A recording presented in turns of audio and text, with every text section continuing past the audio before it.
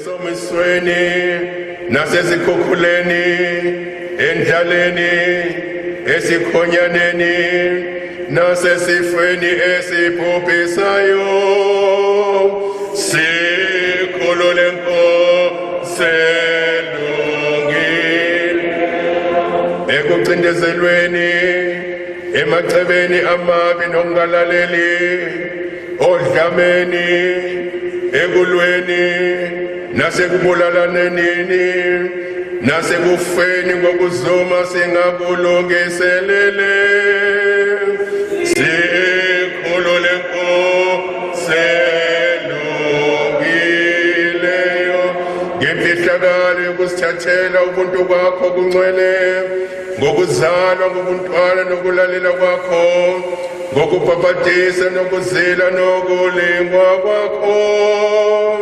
sikhulule Nkosi elungile ngokusebenza kwakho ngezi nangezenzo nangemisebenzi yakho emikhulu yamandla nangokumemezela kwakho umbuso sikhulule Nkosi elungileyo ngosizi nesithukuthuku sakho esinegazi ngesiphambano nenhlupheko yakho ngokufa kwakho kunqabileyo nokungcwatshwa kwakho sikhulule Nkosi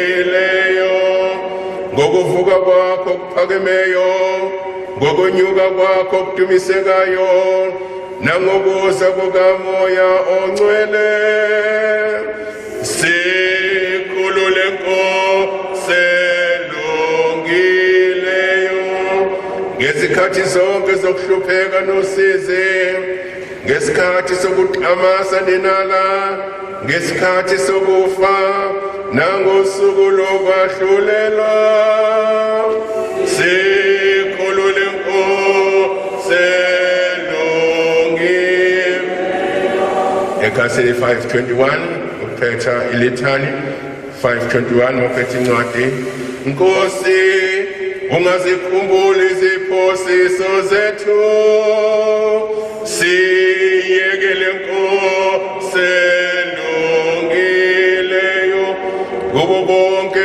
ububi nesono mkhulule Nkosi elungileyo kukho konke ukuhlasela kukaSathane mkhulule Nkosi elungileyo esikhathini sokufa nasosukwini lokwahlulelwa mkhulule Nkosi elungileyo ngokusithathela kwakho inyama obungcwele msindise Nkosi ngesiphambano nenhlupheko yakho msindise ngokuvuka nangokunqoba kwakho kokugcina msindise Nkosi ukuba kuthandeke kuwe ukumkhipha ebuhlungwini osisizwe ukumhlambulula ezonweni zakhe nokumamukela eze kuwe Nkosi siswe muphe ukukhanya nokuthula umbale kanye nabangcwele bakho Nkosi siswe Jesu mfana kaNkulunkulu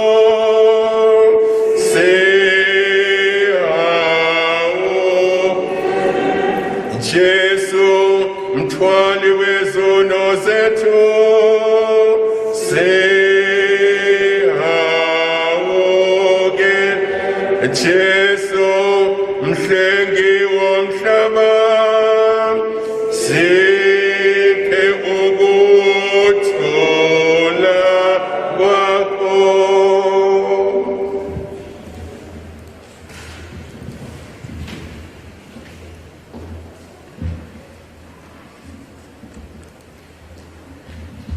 Inkonzo iyaqala ku page 104, inkonzo iyaqala ku page 104. Besicelile kuma programs umndeni ucelile ukuthi sibanikeze amaculo azoculwa kule namhlanje, kodwa ngibona kuma programs awekho la maculo. Kusho ukuthi ke uMathole ukhohliwe, kodwa ke samnikeza iculo 136. Leli culo iculo lakhe alithandayo ubaba Mahaye, ekade ephila ngalo, ekade limlonda lihamba nalo, la ewela khona, la ehamba khona ubecula leli culo neyingqinamba neyinselelo nako konke kade ebhekene nakhe empilweni yakhe. Leli culo ilona belimphakamisa, iculo 136.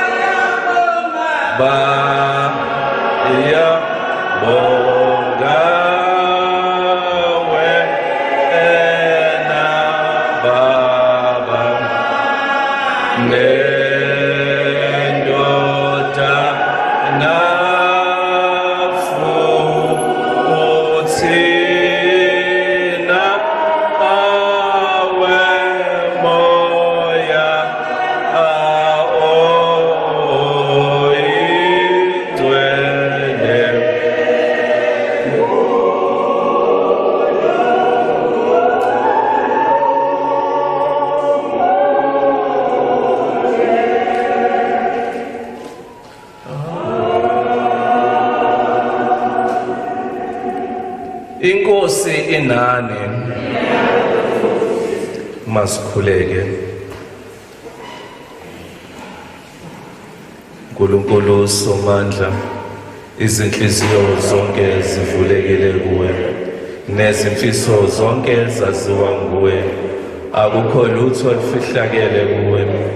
Hlambulula imicabango yezinhliziyo zethu ngokuphefumulela kuzo umoya wakho ongcwele, size sikuthande ngokupheleleyo, silidumise ngokufanele igama lakhe elingcwele, ngoKristu inkosi yethu. Nkosi sihawukele. Kristu sihawukele. Nkosi sihawukele. uJesu wathi wothanda inkosi uNkulunkulu wakho ngenhliziyo yakho yonke nangengqondo yonke yakho nangomphefumulo wonke wakho. Yilo umthetho uqala nomkhulu. Nowesibili ufana nawo wokuthi wothanda umakhelwane wakho njengalokhu uzithanda wena. Kule mithetho emibili ubabelela umthetho wonke namaprofethi. Nxa sithi asinasono siyazikhohlisa neqiniso alikho kithi. Kodwa nxa sisivuma izono zethu ukholekile ulungile uyakusithethelela kukho konke ukugona kwethu. Masivume izono zethu sizimisele ukuphila ngokuthula nothando nomakhelwane bethu sihlele.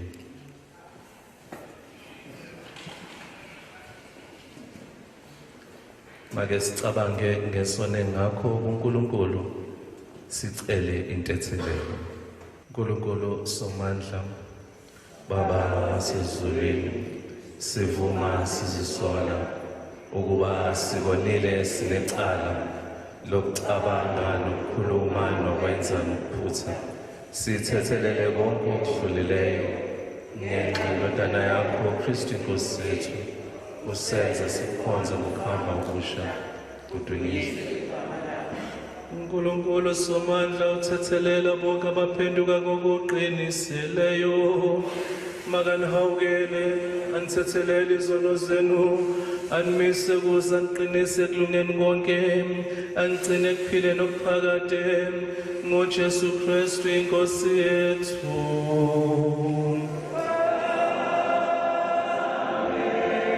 Masikhuleke Nkulunkulu ngubaba wethu, indodana yakho Jesu Kristu yafa yabuye yavuka ukuze sisindiswe. Sinikela kumphefumulo ulencikazi yakho Thulani, sikhulekele ukuba yena kanye nabo bonke abakholwayo abangasekho baze babonakaliswe njengabantu bakho mhla uKristu ebuyayo. Kuye kanye nawe nomongcwele makube khona udumo nenkazimulo manje naphakade.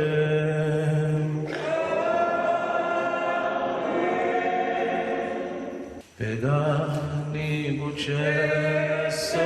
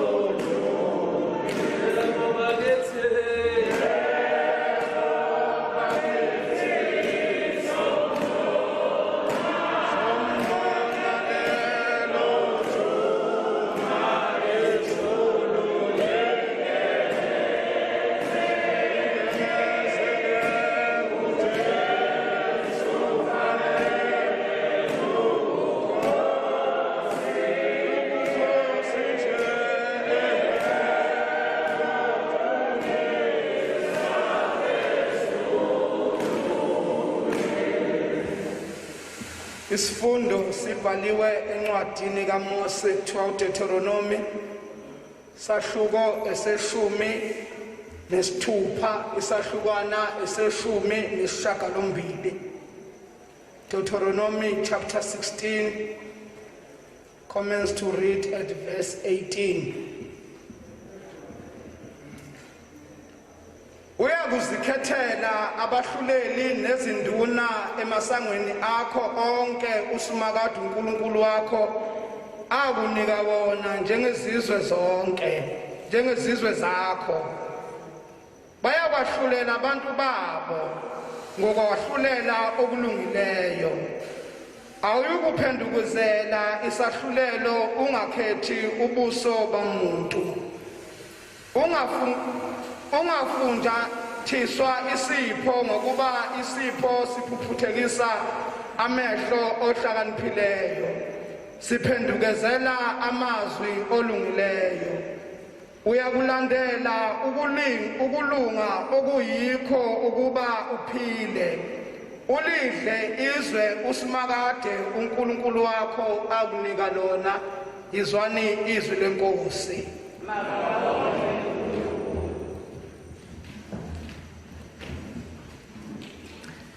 Ihubo 23, Ihubo 23.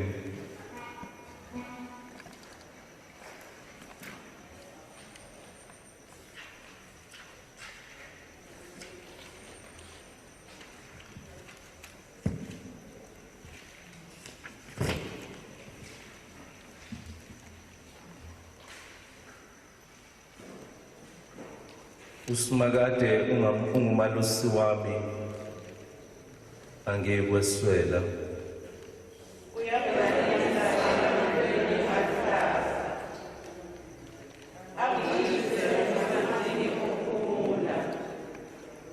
ubuyisa umphefumulo wami ungihola ezindleleni zokulunga ngenxa yegama lakhe.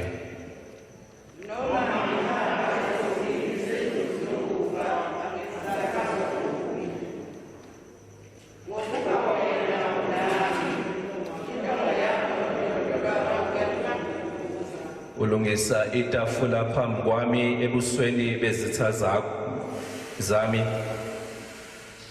Ugcoba ikhanda lami ngamafutha isitsha sami siyachichima.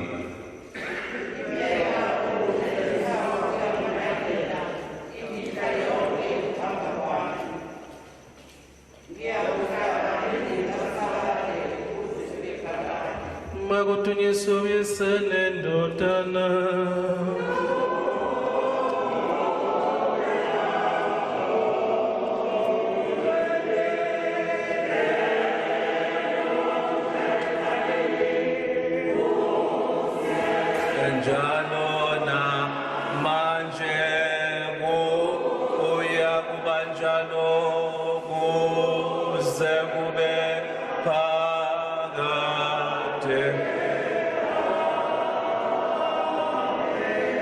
Iculo 162 simile.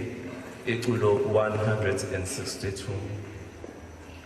Oh Mahaye tenkosi ele owangi twala umkhwe ele lo umkhwe ele wakuhla abakuzengi ibeno kwetha aba obai etenkosia ami obai etenkosia ami obai etenkosia ami obai etenkosia ami wauge enasitiko osiwawumu usheshabasho osigephawa akudelago kengazizo unozethuzo oke obaye etenkosia ami obaye etenkosia ami obaye etenkosia ami obaye etenkosia ami natutha ando olukhulu olumhlophe olwezulu wazinco omangokuphanga ubukhosi bendoda ana obaye etenkosia ami obaye etenkosia ami obaye etenkosia ami obaye etenkosia ami lokhugu ungimangali isayebo uyangithobi isakupheli isayonkinka aningiyatha ndwanginguba ani obaye yetenkosia ami o 21:15 obaye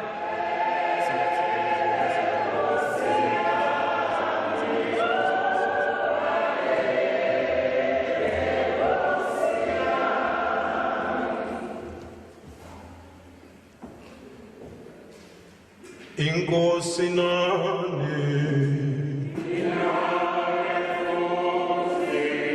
akelalela indaba enhle emenyezela nguJohani yoncele isahluko sama-21 siyaqala esahlukaneni se-15.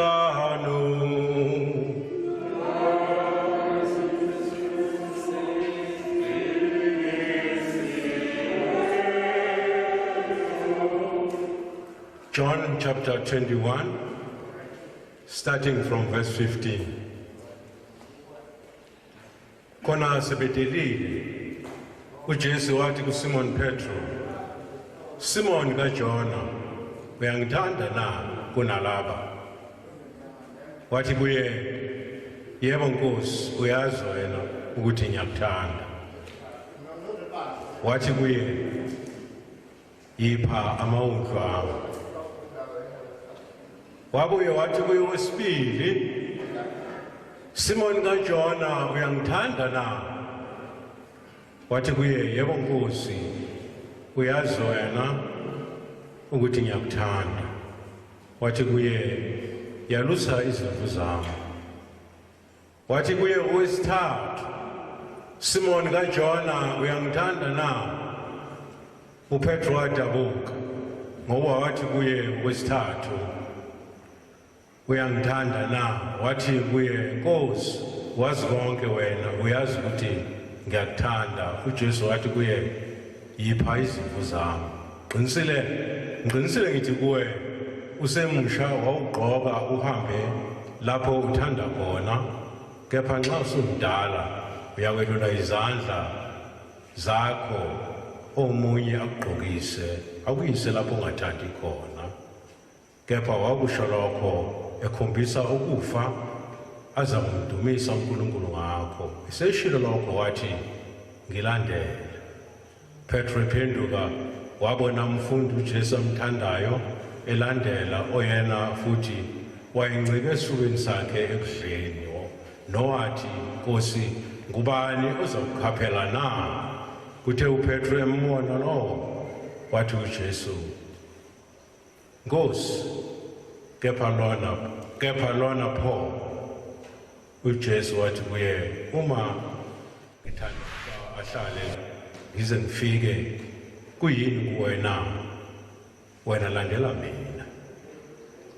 Ngakho-ke lelizwi laphumela kubazalwane ukuthi lo mfundi akayikufa, kanti uJesu akashongo ukuthi akayikufa, kodwa ukuthi uma ngithanda ukuba ahlale ngize ngifike, kuyini kuwena? Evangeli likaKristu leli.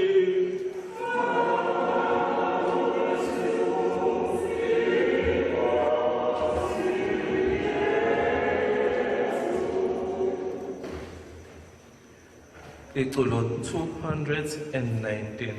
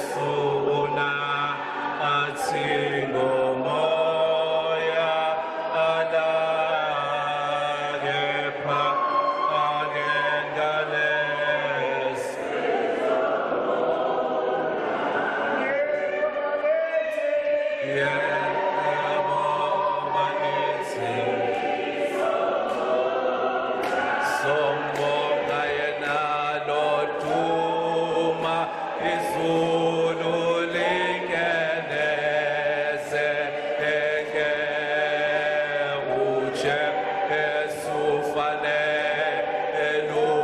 ubukhosi inje odunyiswa phezulu yebo bakithi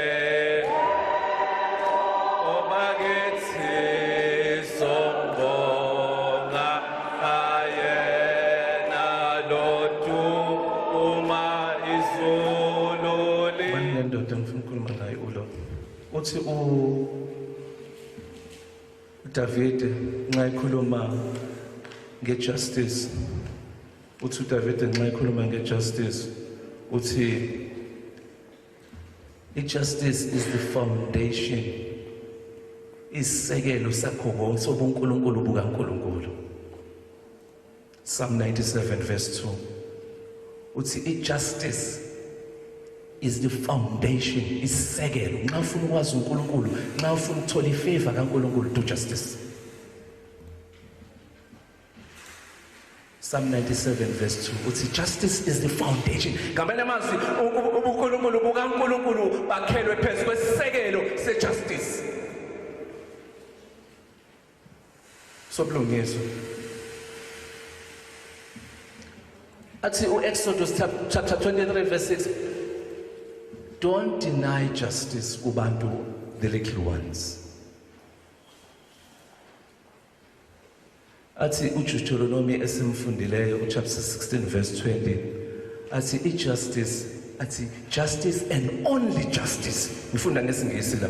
uDeuteronomy chapter 16 verse 20. Uthi justice and only justice you shall live and pursue, so that you may live and occupy the land that God is giving you. Israel is about ukungena eKenani ezweni lesithembiso, ukuze isizwe sibe isizwe sidinga izinto ezintathu. Sidinga ukuthi kube nabantu, sidinga ukuthi kube neconstitution, sidinga kube nomhlaba. Now Israel bakhona abantu ehlane for 40 years uNkulunkulu unikeza uIsrael the constitution, the law by which Israel shall live. Ubanikeza kulo 40 years besehlane. Eminye yemithetho utholakala kuLeviticus, kuDeuteronomy, kuExodus. Imithetho uNkulunkulu ayinikeza uIsrael. But lona ka chapter 16 verse 20 uthi uNkulunkulu kuIsrael, there is one thing Israel nxa usungenile ezweni lesithembiso ngiyakunikeza lona. Useshoda ngento eyodwa, isikhona isizwe usenikeze umthetho, useyonikezwa izwe laseKenani, ukuze uIsrael ahlale abe isizwe sinethezekile sikaNkulunkulu. Uthi ke uNkulunkulu kuIsrael, nxa usungena eKenani, there's only one thing and one thing only Israel that I expect from you is justice. Uthi you shall live by justice and you shall do justice, and justice must be seen to be done by you Israel. Now wenze njalo Israel, you will have favor in my eyes. Ngiqonda.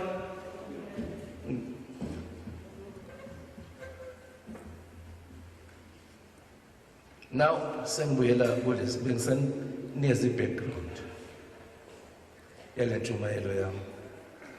Now uJohn esimfundileyo kuchapter 16, chapter 21 from verse 15.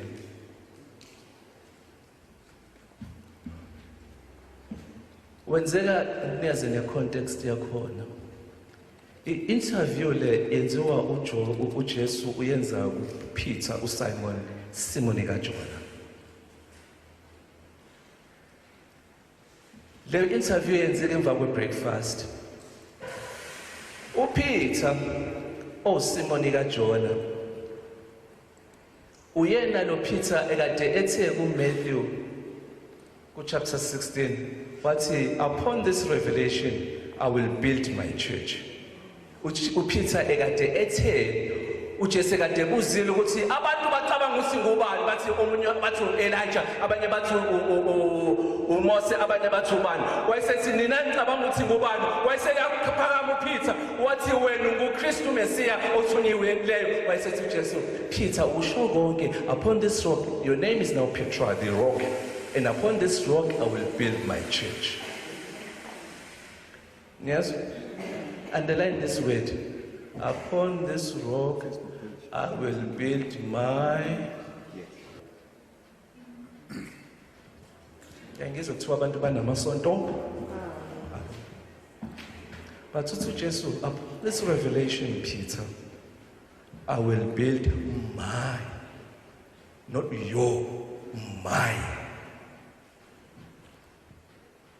church. But ngizokuthiwa abantu banamasonto abo. Asazi whose church is that one?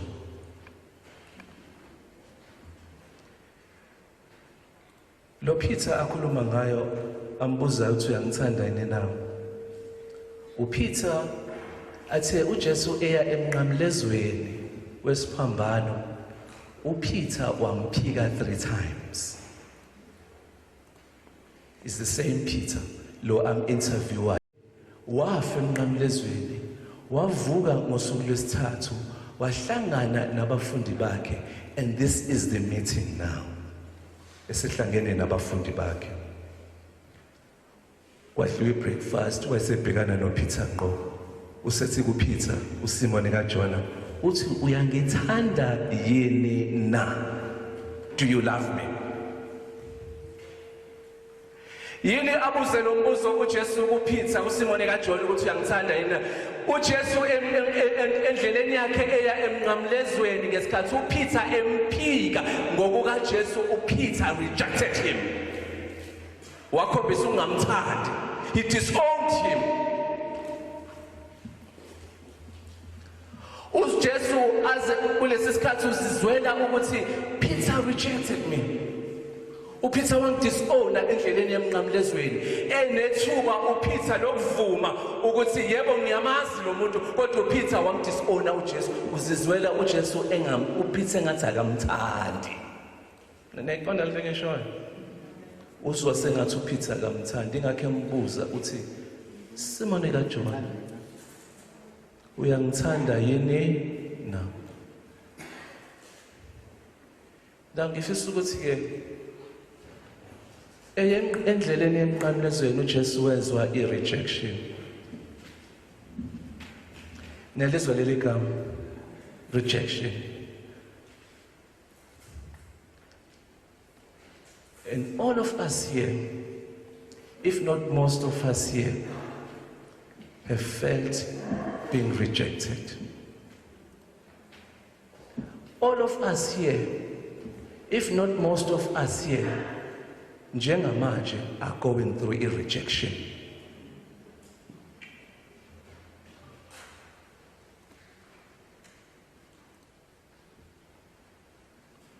I'm being rejected by my comrades. I'm being rejected by my friends. I'm being rejected by my husband, by my wife. Ngiyarejectwa emsebenzini, ngiyarejectwa ekhaya, ngirejectwa abazali bami. I was rejected even before ngafika emhlabeni. Kunabantu abarejectwa before bafika, athi ubaba esekhulelisile athi sizobona ngengane. Lengane iyakhula ithi already uthe ubaba wayo sizobona ngengane, already lengane sifile rejection. Ingakafika emhlabeni. Isizizwela ukuthi angithandwa phela mina la. Ngifisa ukuthi ke that is exactly where we are as this country, as South Africa. All of us and most of us feel this rejection and are being rejected by abantu abaclose ubona. Lengane ikhule iphikiwe ubaba wayo, ingamazi ubaba wayo. Lengane ikhule. What do you think will happen kule ngane?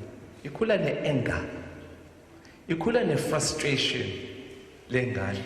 ayimazi ubaba wayo wayirejecta noma ayimazi uma wayo wayirejecta noma abakubo bayirejecta ikhula with this anger lengane ngelinye ilanga lengane efanele ibe nonkosikazi ngelinye ilanga lengane efanele ibe nomyeni ngelinye ilanga lengane efanele ibe nomndeni ngelinye ilanga lengane efanele isebenze ngelinye ilanga efanele i-comply nama regulations and things zasemphakathini esiphila kuwo but lengane feels the anger and rejection.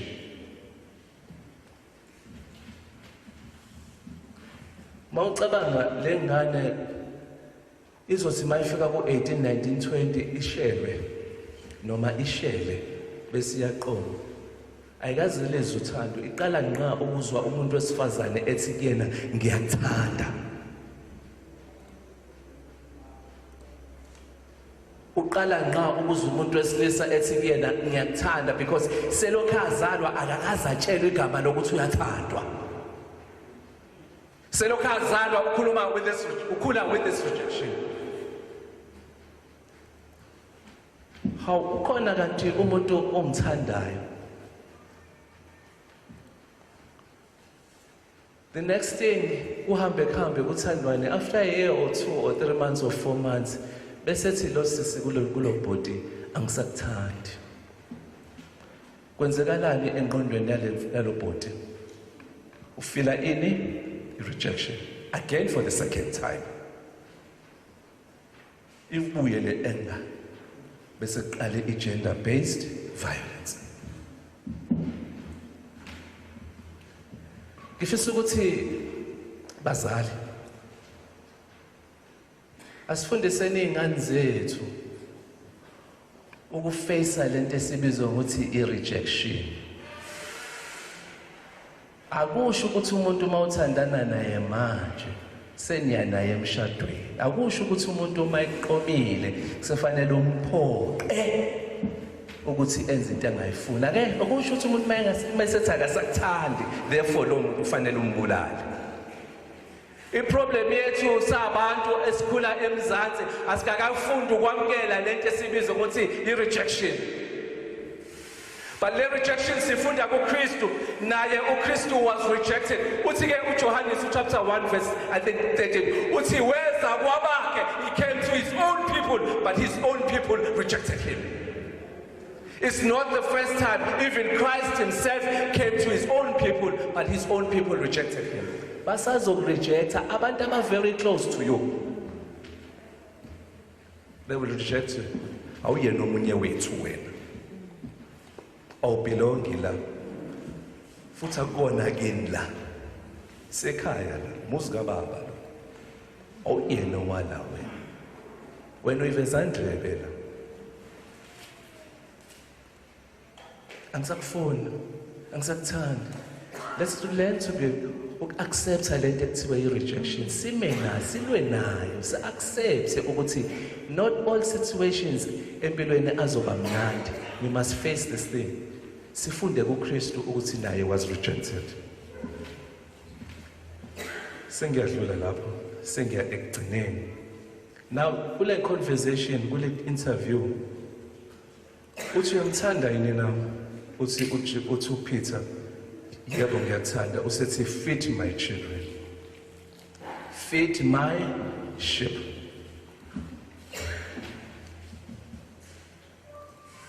Ubuzo kwesibili Simone kaJohn uyangithanda yini na? Athi yebo Nkosi ngiyakuthanda. Athi tend my sheep.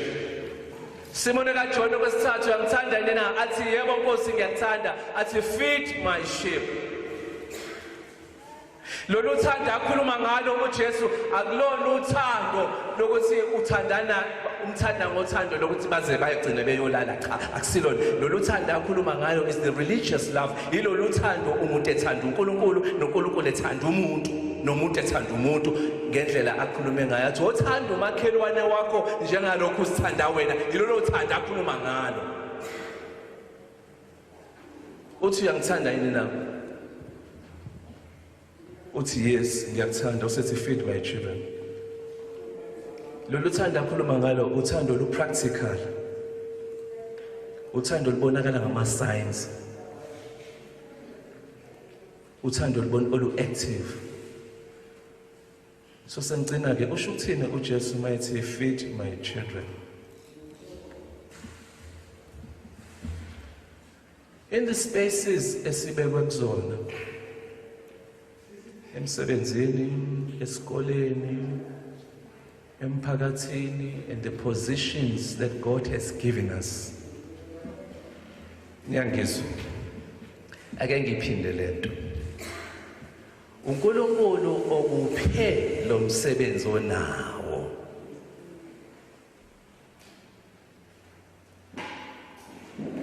Mawashisele emsamo wacela washisa impepho wacela uthole ngoba noNkulunkulu uvumile ukuthi uthole.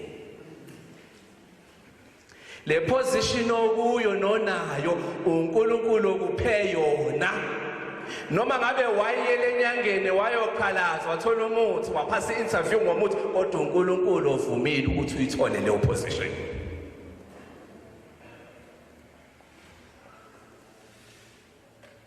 What am I saying? I'm saying to you, therefore, uNkulunkulu in the position and the spaces nemsebenzi eniyenzayo, uNkulunkulu ulindele ukuthi do justice. Mayethi kuPaul kuPeter uyangithanda yini na athi yebo ngiyakuthanda athi serve my children. Uzobona kanjani uNkulunkulu ukuthi uyamthanda na ukuthi in the spaces and the employment okuwo wenze justice and do justice kulokho uNkulunkulu akubeke kuko. That is how you will serve uNkulunkulu azobona ngayo ukuthi uyamthanda. Niyangezwa? Akubona ukuthi ushayo hallelujah, oh praise God. Praise God. No. It's not like that. Uthando likaNkulunkulu lu practical.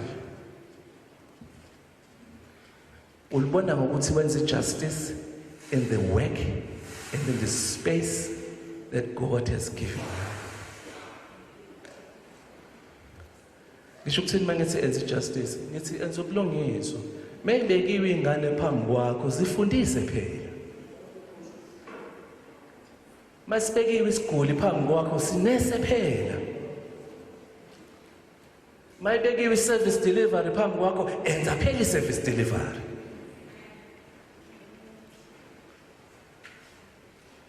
Mababekiwe abantu bakaNkulunkulu phambi kwakho kuthiwa bashumayeze phela.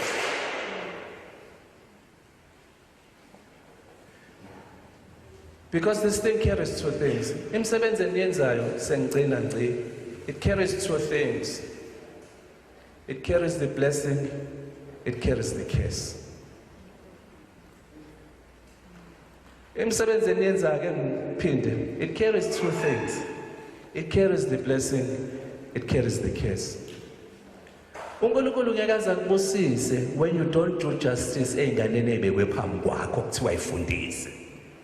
Bese ngobe zakho zifunda ema-private school zifundiswa abelungu. When you're not doing justice kulezi uNkulunkulu ayibeke phambi kwakho, uNkulunkulu uthe enza umahluko kulezi ingane, you're not doing that.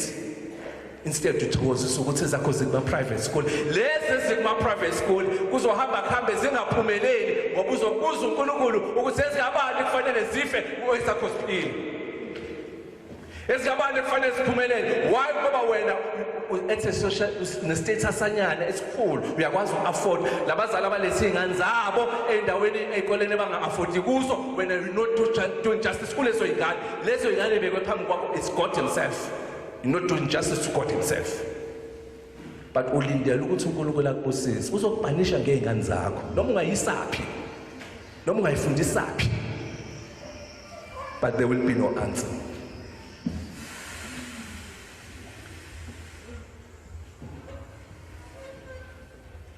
Noma unganesaphi, there will be no answer in your children and through your children. Ngifisa ukuthi kunina uNkulunkulu unyakazisa justice. Mhlambe nendumisi kodwa ngibelieve kakhulu ukuthi indumisi yamnyakazisa uNkulunkulu ngoba kunabantu abasemasontweni abadumisayo kodwa they don't do justice emsebenzini ababekwe kuyona. They think by doing that bayongena ezulwini. Baneglecta izingane ibekwe phambi kwabo. Ngene eklasini umuntu umbona usechofoza ifoni. Akanendaba nalezi izingane ngoba eyakhe isesilungwini.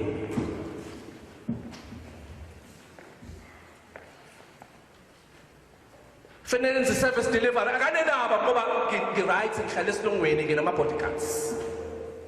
I'm comfortable, I have everything. But God will punish you through your children. Maybe He won't punish you. Maybe when you will survive. But woe unto your children and your children's children. Unayo imali ungaveli lutho. Because you're not doing justice when you're supposed to be doing justice. I'm trying to challenge you guys. I'm trying to challenge you. Ukuthi lokho esicabanga ukuthi siyakwenza emasontweni yes kuhle but uNkulunkulu usifuna senze ubulungiswa kubantu bakhe neqiniso ila esifuna khona ilapho ekufanele sibe khona ngalokho uNkulunkulu uyokuphakamisa ngisho ngelutho ngiyangibuka nje babojiyana abantu befuna ama-post. Mina ngokwami ukufuna i-post akuyona ngenyangeni. Baby inyanga ngakunikeza i-post angazi. But okwami ukufuna i-post. Ukhona ufuna i-promotion post la. Ukhona ufuna i-promotion ngiyazi nawe wathanda ama-promotion ngoba ezane bese ezanani ne-status. Nithanda imali ne-status. But make sure the little ones, laba bangelutho, labo badlula babuke ngewindi emotweni yakhe enkulu, belayinile lapha eboxa. Uthi Nkosi yami, those are the people ibona basenhlizweni kaNkulunkulu. Ngisho ngani ukuthi basenhlizweni kaNkulunkulu? Uthi ke mayibuza lo mbuzo uyangithanda yini na ufuna ukucontextualize lo mbuzo uNkulunkulu ngiyakhumbula uPaul eya eDamaseko eyozingela amakhola ngiyakhumbula bese shawa umbani uthi ke uNkulunkulu uPaul uthi ubani wena uthi nginkosi usethi-ke uJesu it is me imina lo Paul omzingela ngicela niyofunda chapter 9 kaPaul eya eDamaseko uthi-ke uJesu kuPaul laba bantu oyobabulala laba bantu obazingelayo endleleni yakhe eDamaseko they are not just ordinary people it is me imina loyo muntu oyombulala you are killing me imina. In other words, uNkulunkulu uyifihlile kunabantu babona ibox it's God himself. Usifihlile kubo. Lezi ngane ephambi kwakho lezi igule ephambi kwakho labantu abaphambi kwakho awuNkulunkulu qobo usifihlile kubo. And when you're not serving them and when you're not doing justice to those people, you are not doing justice to God himself.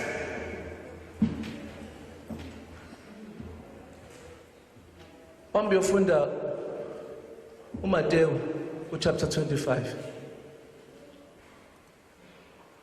from verse 31 uthi ngangiboshiwe nangangivakashela ngangilambile nangangibodla ngangisetilongweni akabale zonke lezi zinto athi uma nikwenzile kulabo abancinyane Nkosi yami ngiyayizwa lento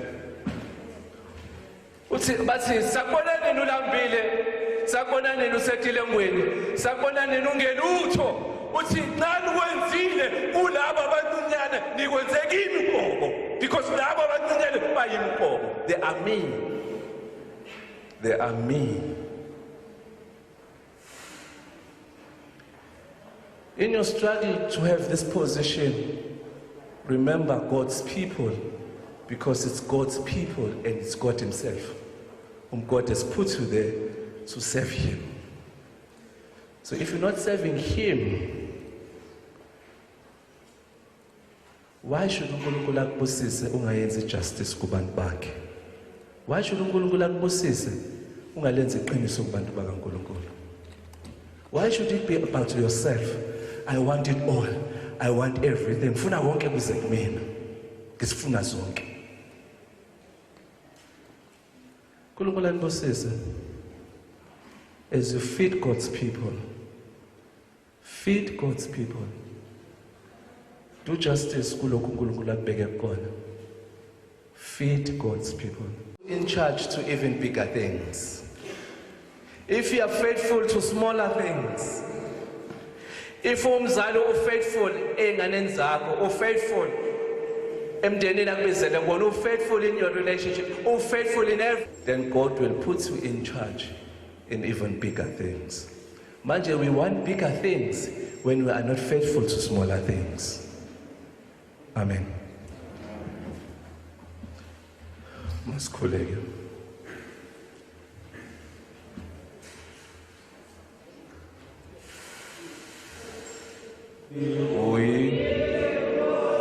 Uyinkosi epha ephakemembo. Uyakwazi wena uNkulunkulu omvumelile ukuthi abe yikho. Siyakubonga uNkulunkulu ngakho. Uyakwazi nokubona kakhe. uNkulunkulu uzukambalele izono zakhe. Umbalele kanye nabangcwele bakho. Siyakubonga ngempilo yakhe uNkulunkulu. Ephakathi kwethu. Sengathi ungamholela ezulwini. Sengathi ungamabela uNkulunkulu. Lokhu wena obufisa ukumabela kona. Sinikela nomndeni ududuze ngenduduzo ephelele evela kuye. NgoJesu Kristu Nkosi yethu. Amen. Okwami ke uphela la. Sengizoqhubeka after sikhulume ikhulu. Ngiyabonga baba. Amen. Nginafika hambe enilwaneni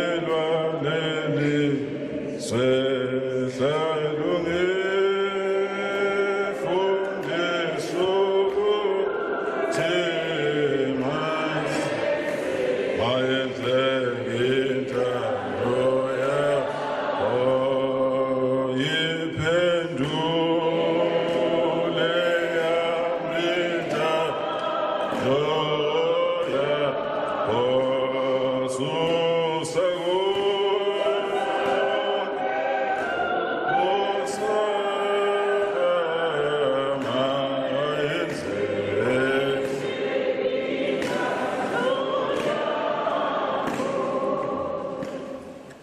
Baba umfundisi osuka la nabafundisi bonke who are present in this service, all members of the Anglican Church, sanibonani. May I greet and also make a few acknowledgements. One, let us acknowledge and appreciate the presence of the MEC in the province for Sports, Arts and Culture, Ms. Mavimbela, who is on our midst. Let me go to the government administrators, starting with our own department, Sibingelela, our DDG, Advocate Masugu, District Director, Ubabu Keswa, Babunozulu, and all directors present from the sister departments, all officials of the department, especially education, and Omzinyachi District. I move on to greet the SANCO, SADTU. We are grateful of the fact that the Provincial Secretary, Comrade Numarashia, is with us today. Siyabingelela kakhulu kwi-regional leadership and all ROPs and RSC members under the leadership of Comrade Ufana, Mthembu, the host branch, Themba Duma leadership led by Comrade Sandile Magubane, the South African Communist Party leadership, and of course the African National Congress, Oyona elite, the Tripartite Alliance, all leaders at all levels. especially sibonga kukhona nembokodo i-Women's League wathinta abafazi malibongwe igama lamakhosikazi bese ngiya ngapha kwamasipala local government just want to acknowledge the presence of our mayor, His Worship of Apostle Duzo Mdluli, the Speaker, and all councillors and officials. The same applies to Umzinyati District, family and friends. Ngiyanibingelela ngegameni lenkosi yethu Jesu Kristu. Amen. Ngixolise ke zihlobo zami la ngathintanga khona, but my task is to direct the program. I've been advised by our district director to be very time conscious. So this will mean that I'm a speaker because I'll be taking care of part 1. Let me also introduce myself. I'm Mr. Gianni, Vus Gianni, one of the employees here at Umzinyati District. Cllr.Mahaye sisebenze naye saba naye kuma platforms amaningi. Kodwa ke I'll be taking care of part 1 bese kuthi ku part 2 will be taken care of by Comrade Deputy Chairperson of the region, njoba kubhaliwe Comrade Ntanda. Let me take you through the program as it is written here. There are some amendments, but not much, just one if I'm not mistaken. Okokuqala nje sizohamba ngale ndlela we'll invite Mrs. Kethiwe Nyathikazi, who will take care of the obituary. The tribute by family will be done by either Zweli Mncube or Dr. Mahaye. Tribute on behalf of the brothers and sisters, Ukona Usisu Sihle, and the tribute by children. Comrade Mahaye had 3 daughters, Sneh, Azande, and Dilo. And on behalf of the Department of Education, we do have a senior official, Advocate Bheki Masuku, and thereafter we will close by one item on Session 1, ezothathwa ke Endumeni municipality, where we'll invite the mayor to have a few words on behalf of the people of Endumeni. Ngicela ke kulo mzuzu si-invite our own comrade, Kethiwe Nyathikazi, to come and do the obituary. Masibulele uJesu ngokuba wasenzela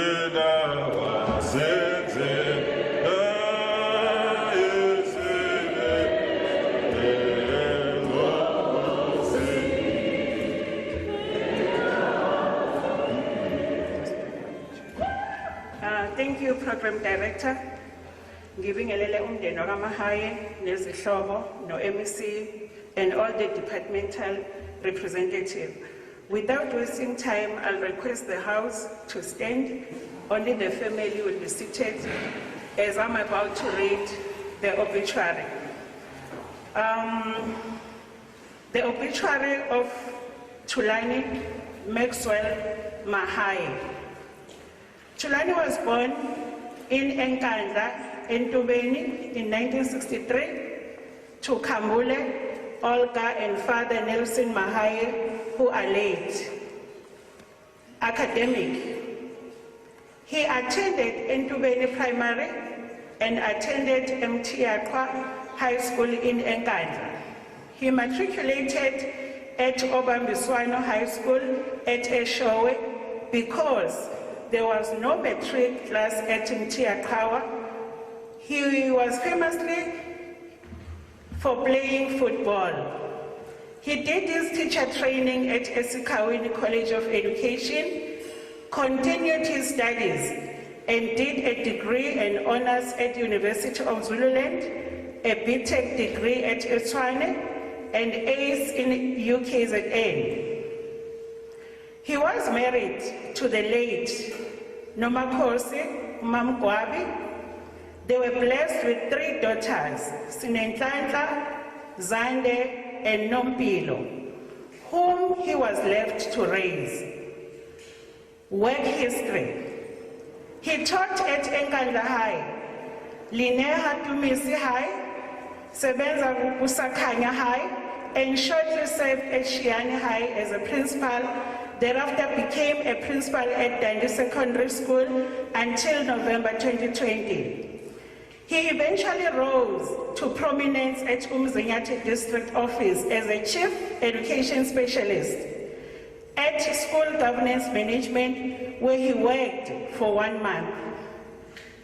As a firm believer in internationalism, as a worker leader, he visited United States of America and focused on the Cambridge-Boston school system.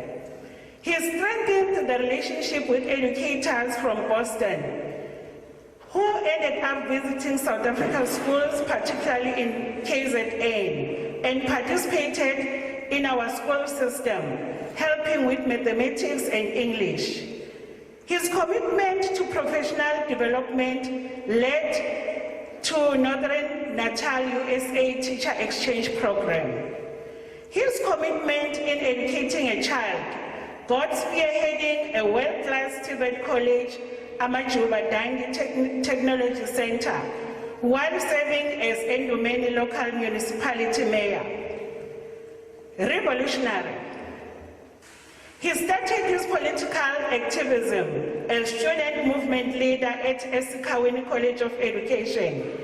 As a worker, he continued with working class struggle, which saw him being elected to serve in many structures of labor movement, which accumulated in being the long-serving SADTU KZN PEC member. He was a prominent politician under the ANC. He held the position of a mayor at Endumeni municipality with great fidelity. At the time of passing, he was a Ward 2 councillor. He dedicated his life to the struggle of the people, especially those who are underprivileged. He humbly served the community. He played a role as a member of the Anglican Church in the Diocese of Natal and received an honorary doctorate in recognition of being a supportive leader. Passing. He passed away on the 26th of February 2021, leaving his 3 children and 5 siblings behind. Rest in peace, Nodange. Ningiza Kampikwane Esigwegweni. Viva Comrade Thulani, viva. Long live the spirit of Comrade Thulani. Long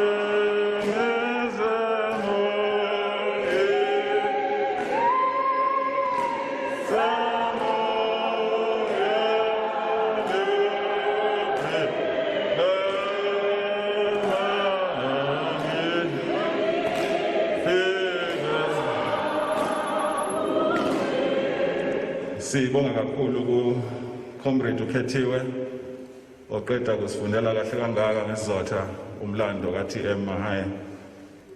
Ukhethiwe ke is a former PEC member lapha kwaSADTU and currently serving as a circuit manager at Dundee under Majuba district. I also acknowledge and appreciate the presence of a comrade Endumeni Councillors, who is the secretary provincially of COSATU.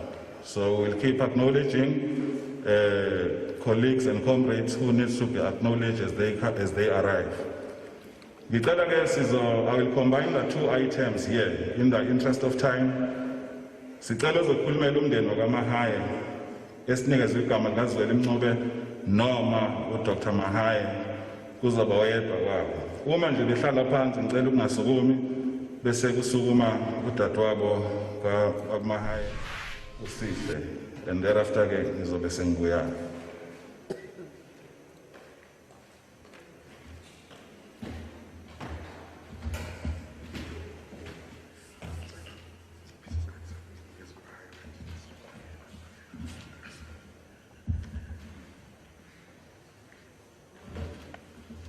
Ngibingelele umndeni wonke sisizwe sikaMamkhwanazi, ugogo wethu ke lo ozala thina sonke nomndeni waMahaye. Ngibingelela kakhulu iy'ngane zikaMahaye esimbiza ngegama elithi ngoba encane ngithi sithi Thulani. Amantombazane amathathu akade wathanda ngenhliziyo yakhe yonke, kwala noma umkakhe esambile wathi njengefamily ufuna ukunikeza assurance ukuthi ngizokhulisa ingane zami kuqala,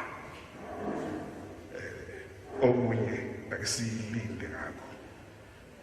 Ngibingelele ungqongqoshe okhona i-MEC nabo bonke nje ubuholi, ngoba umphathi ohlelo nje bese shilo nabanye amajoba ngizothi nje mina all protocol observed.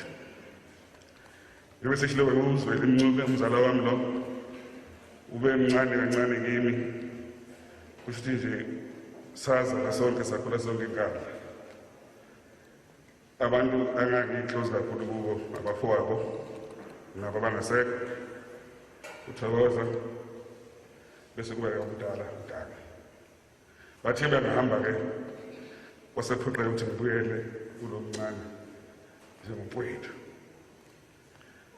Engizokusho nje ikakhulukazi kuwe mzali noZizwe sithi sisinozoma mdala kunathi, kubuhlungu kakhulu ukushiwa ingane yakho incane kunawe. Lokho ucabanga ukuthi le pain oyizwayo ngiyazi.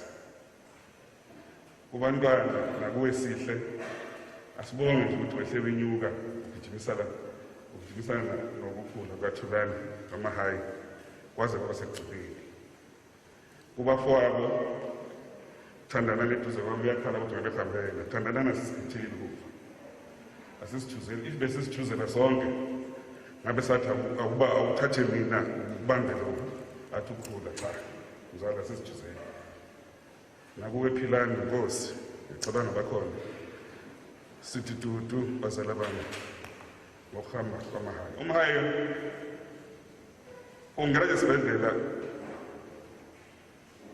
nami ngibona kimi lapha nje kuya khona. Asiqali ukuhanjelwa isihloko sethu ngalo sifo. Kwahamba unokuthula sikakhane, mhlambe ababebheka umngcwabo wakhe waye-advisor kaPrima kuMakhura wakhuluma kuwo uThulani wayekhona. Ngangikuphi mina ngangisesibhedlela phefumula nge-oxygen ngenhlanhla kaNkulunkulu ngaphuma ngabuya. Nathi-ke uThulani bese sithemba ukuthi emva kwamaviki angaka esesibhedlela kuzoba ngcono. Izolo nje bengikhuluma nenye icolleague ngitshela ukuthi umama wayo ubesesibhedlela ICU for 6 weeks usephukile. So nathi besinethemba ukuthi khona kuzokwenzeka abengcono. Ngeke sasho ukuthi wema esihambile uNkulunkulu esethi isikhathi sakhe sesifikile asikuvume lokho. Angiziba mdenge ngoba ngifisile ukuthi uma ikhona uDr. Mahaye naye akhulume athi qafu. Engakusho nje bantwana bami ubaba benithanda ngenhliziyo yakhe yonke wachuza ukuthi angathatha omunye umama afuna ukuphuza. Therefore engizokwenza kusukela manje akureflecte lokho uMahaye ekufisile. Ifamily khona o-anibeni bakhona nangomdala emva kwenu nangumyeceleni wenu sikhona nathi So uma khona enidingayo ngithi angikusho lokhu nikhona nonke ngoba kusasa ngizothi wawuphi umndeni nginokuqala ngizothi umndeni wawuphi. So umndeni ukhona we are saying ubaba niphusile kodwa makhona la kushoda khona sikhona nathi. Ngizocela ukuthi imphetho hlelo ngibe mfishane ngicele ukuthi Mahaye mayikhona ukuthi ukhona ukuthi akhulume kafushane naye.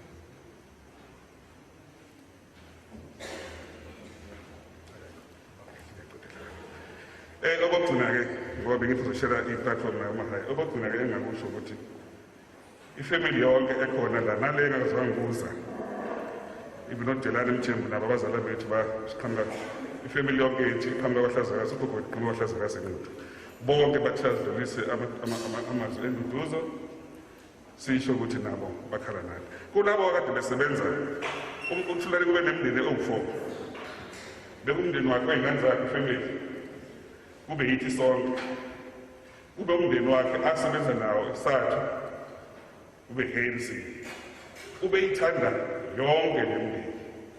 So engikubonayo la ukuthi ngiyacabanga ukuthi nawo le mndeni ibimthanda uThulani.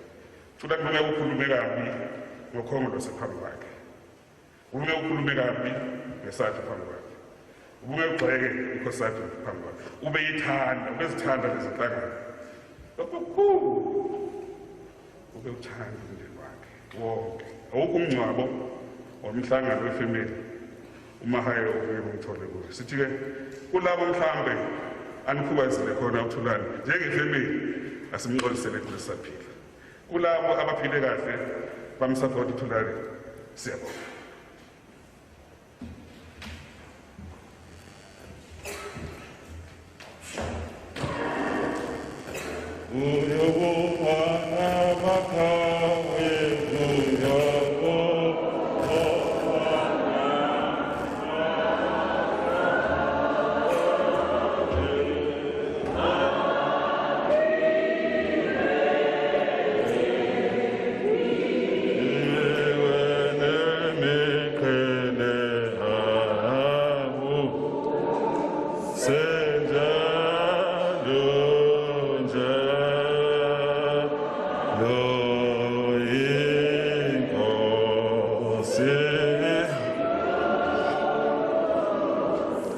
Ngiyaxolisa kakhulu ukuthi ngibeka umlayelo ngiphinde ngujike futhi.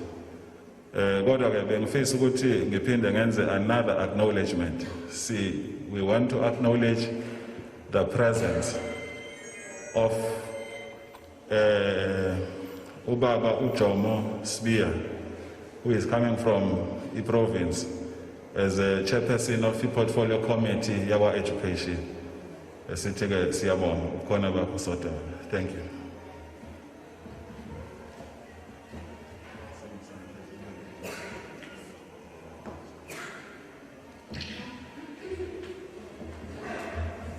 Ngifisa ukubonga ku-program director bese ngokukhulu ukuzithoba ngibingelele ibandla lama-Anglican amasheshi amahle bese ngokuphinde futhi ngokukhulu ukuzithoba ngibingelele ubuholi bonke obukhona la ngaphakathi, ubuholi beqembu likakhongolose, u-MEC okhona phakathi kwethu, umnyango wezemfundo, u-advocate ubaba Masuku, u-director ubaba Kheswa, nabo bonke abakhona abasisingathile ukuthi sizophelezela umfowethu uThulani. Ngingakhohlwa isikole abesebenza kuso abesithanda kakhulu iDundee secondary. Ngiphinde ngibingelele bonke abafundisi abakhona ngaphakathi, ngibingelele umndeni wakithi oNodani, omningiza kaMpikwana, oNdubaza, omSuthu. Ngibingelele umndeni wakaKhambule, omZilangatha, omNcubabahle, nawo wonke umndeni esithini umndeni wakaNtshangase,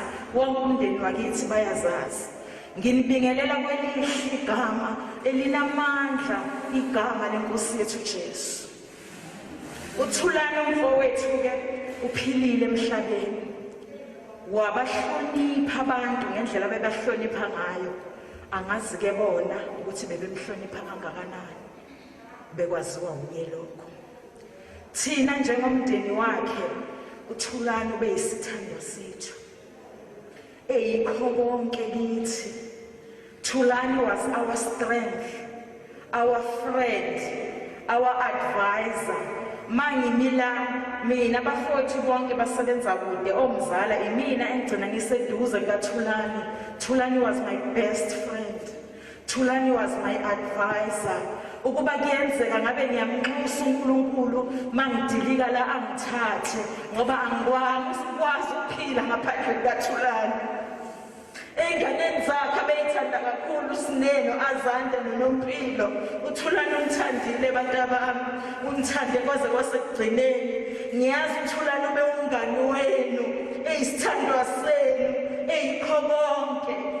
Njengamanje angikho right, akuvumi ukuthi ngimkhulule ngoba uThulani ngihambile naye ibanga lokugula. Ngihambile kungemnandi. Khona la bengifika khona esibhedlela ngimbona ubhuti wami helpless, inhliziyo yami ibebuhlungu ngiphelelwa amandla. Ngiyabonga abakhanyiswa ukungisupporta kuze kube sekugcineni. Sengathi uNkulunkulu angakubusisa akupha amandla ahambe nawe endleleni. Ngibonge kumndeni wakithi wakaKhambule sonke njengoba sihlezi la, ngeke ngimbize ngamagama bonke kubashana bakaThulani wonke umuntu. Sisi ngiyabonga kakhulu ukuthi silibambisene. Nginikude emzala ningifonela kwesinye isikhathi ngingakwazi nokwenzani, kepha uThulani ugcine sehambile emhlabeni. Angikwazi ukumkhulula njengoba ngisho ukuthi ngifisa ukuhamba naye. Angikwazi ukukhulula uThulani ngoba benginalo ithemba lokuthi uThulani uzophila, because I know my father, my brother is a fighter, was a fighter. My brother was a survivor. He survived so many battles. He survived them without fail. uThulani ukhulise his beautiful little girls without fail. Engasekho sisimakhosi. Wabakhulisa uThulani wabathanda. Esesela bafowethu bengasekho, umama engasekho, uThulani waba yikho konke kithi. Anginawo amandla okukhulula uThulani. Ngithi kulungile, hamba Thulani, hamba noDangi, siyobonana ekuseni. Kodwa bengifisa ukuthi ungilande ngoba ngikwazi ukuphelisha yonke le nto anginawo amandla.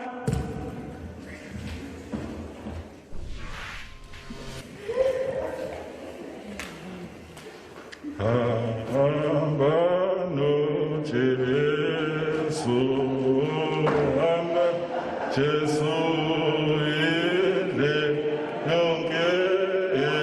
Hamba noJesu, hamba naye, hamba noJesu, njalo indlela yonke.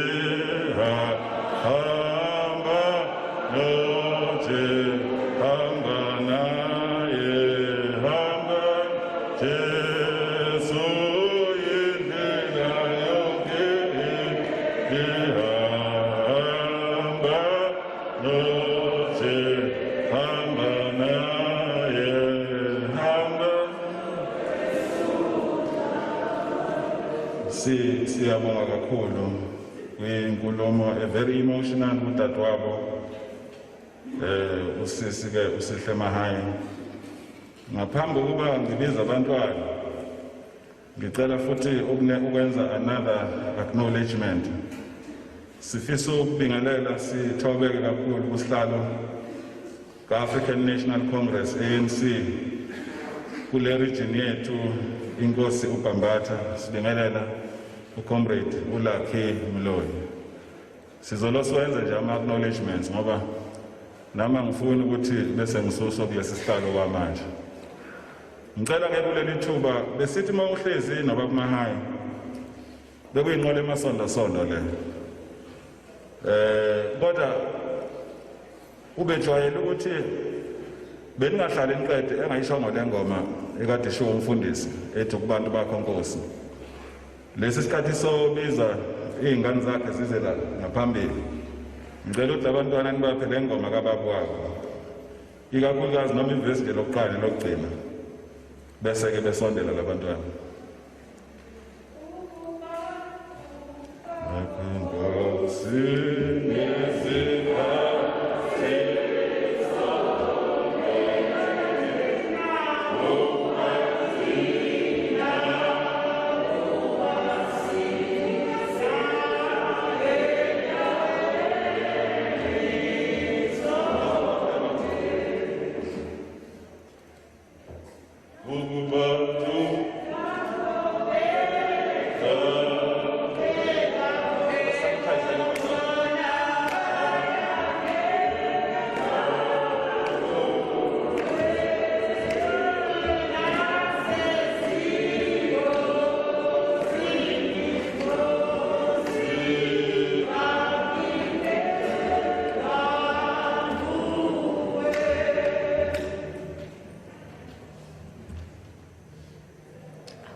Sanibona igama labo Azande ingane kaBaba Mahaye.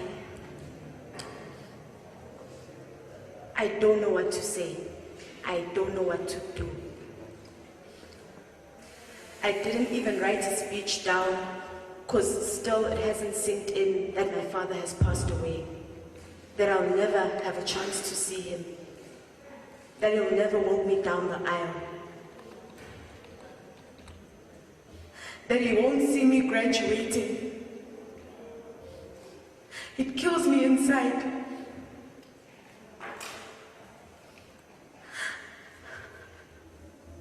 We feel so alone. And I don't think no one will ever understand that. And I am angry at God. Why did he have to take my father? Because we still need him.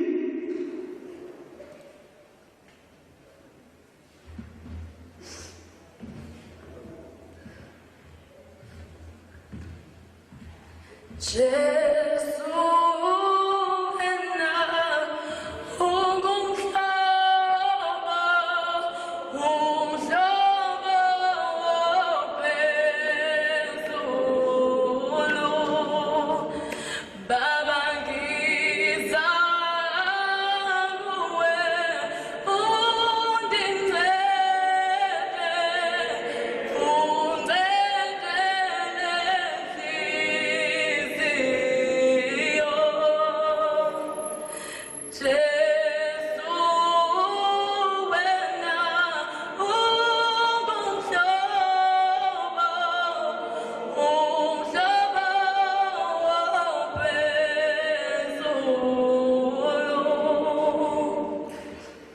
Sanibonani ekhanda bethanda ukungibiza ngejukebox kababa noba behlezi engibiza njalo ebusuku engibiza ukuthi ngizomculela ngomagcina kaMahaye uBaba Mahaye akukholakali namanje ukuthi ubaba usishiyile kuningi ke mina akangangibonanga ngikwenza nebengisafisa ukwenza for yena ngika-matric kulo nyaka bengakaze ngicabanga ukuthi ubaba uyoshona ngifunda isikole noba kuba nzima ukubuyela lapho wathi ukuthi amandla wathatha kumzali wakho ubaba ubefunde kakhulu futhi ubekukhuthalela ukuthi ngiye esikoleni ngifunde kanzima nangokuzikhandla futhi bengakaze ngicabanga ukuthi ubaba uzoshiya emhlabeni mina ngokwami ngicabanga ukuthi ubaba ufantanga angithi angeke efe nangeliye lodwa ilanga kodwa namhlanje simlala nosibani ngiyakholelwa ukuthi noma ngabe uNkulunkulu esemthathile kodwa bakhona bona for mina. Ngiyakholelwa ukuthi inqubeke phambili khona zonke ikazi. Akulula ukwamukela, akulula ukuyidigesta lento noba akekho wayilindele. Kodwa ngakho lokho ngifisa ukudlulisa lamazwi baba ukuthi baba sohlezi sikuthanda. Ubaba wangikhulisa for 16 years uma engekho, uma washona ngincane kabi. Ubaba akazange silahle. Akazange lelodwa ilanga engenze ngizizwe ukuthi uma nginaye. Ngangizwe ngathi nginakho konke uma yena ekhona. Angisazi ukuthi uNkulunkulu umethathe yena senginaye. Kodwa ngiyakholelwa ukuthi futhi kukhulu uNkulunkulu asinekele khona empilweni zethu. Noba kunzima ukuthi samukele isimo. Yebo.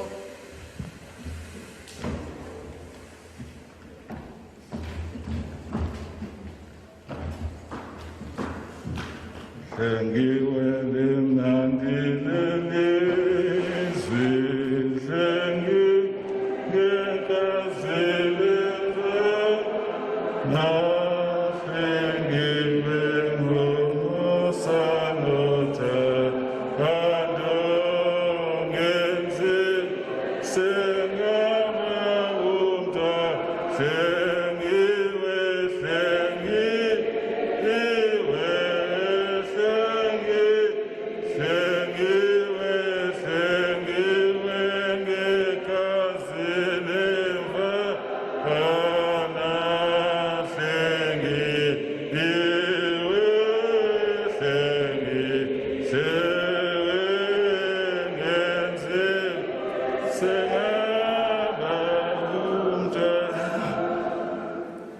Siyabonga kakhulu kubantwana baka Baba Mahaye.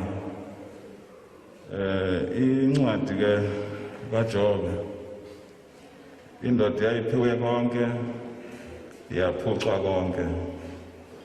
Yasho lawa mazwi asizanga nalutho ukuza emhlabeni. Kanjalo singemuke nalutho. uJehova ophayo, uJehova othathayo. Ekugcineni athi uJobe kanjalo malibongwe igama likaJehova. uNkulunkulu kesimkhonzayo ubonga kukuhle, abonge futhi kukubi. Kodwa uNkulunkulu aniqinise abantu abami, abe nani indlela yonke. Sidlulela ke phambili before ngi-invite uDDG to the podium. May I allow first Dundee Secondary School la Baba Mahaye achithe khona isikhathi eside esebenza khona. There are two deputy principals lapha, ukhona Baba Mbatha, ukhona Baba Mwelase, but one of them will come forward and just take a few minutes, and thereafter I sicela uDDG.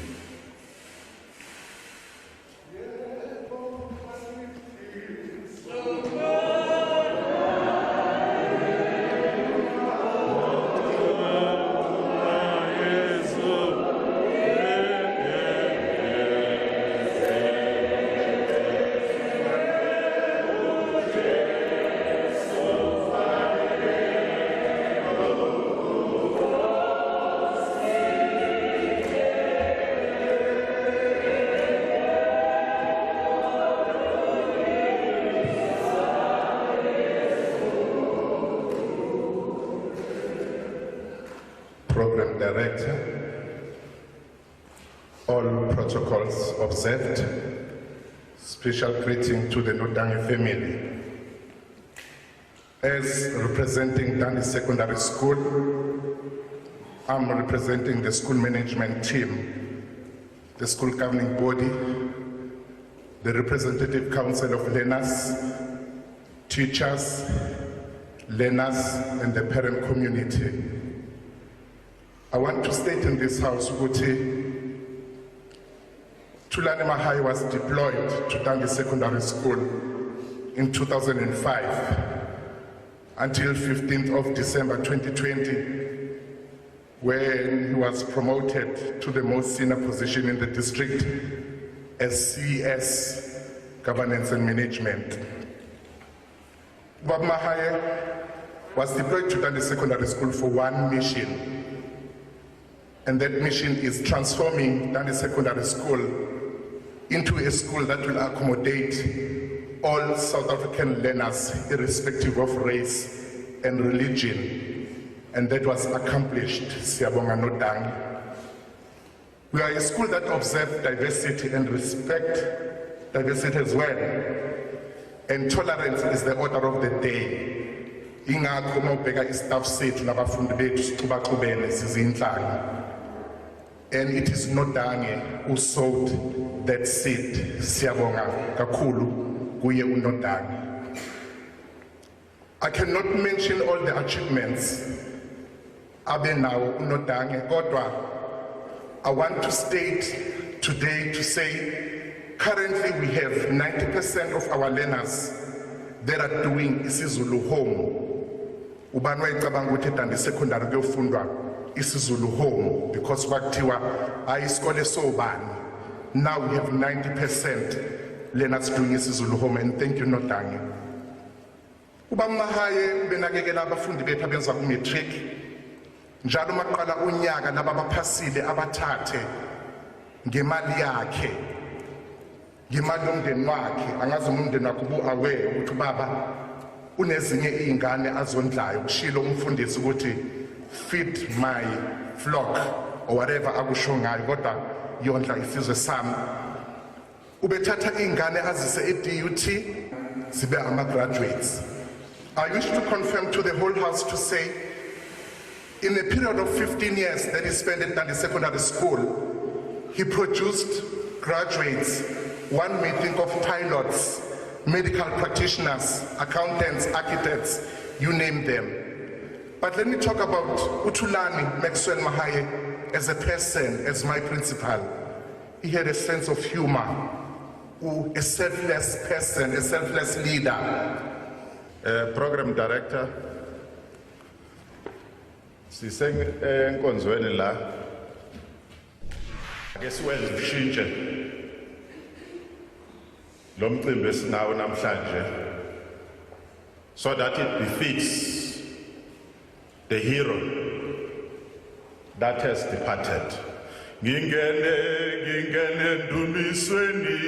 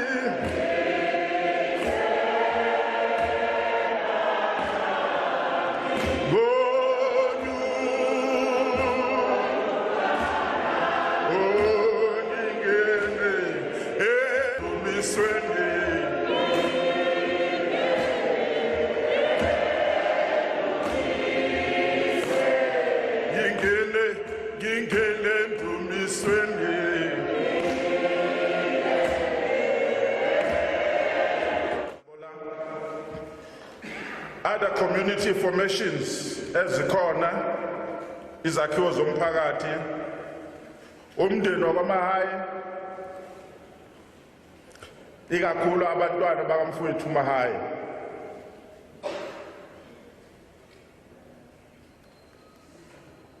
nomndeni wakwamgwabe lapha ayethathe khona umfowethu izihlobo nabangani abomnyango wezemfundo abakhona la behola uhlalo we-Education Portfolio Committee ubaba Ntuthuko Sibiya othuliwe la no District Director ubaba Ukeswa wala eMzinyathi District of Education umasipala ikakhulu imeya yaseNdumeni esinayo la nayo yonke eminye iminyango kahulumeni ekhona. Ngithanda ukuthi nami ngigcwalise amazwi to add my voice on behalf of the Department of Education in KwaZulu-Natal in echoing the sentiments that have already been shared by speakers who have already spoken before me.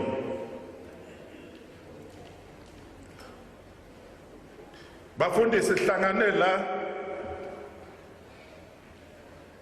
ukuzodlulisa ukuhlonipha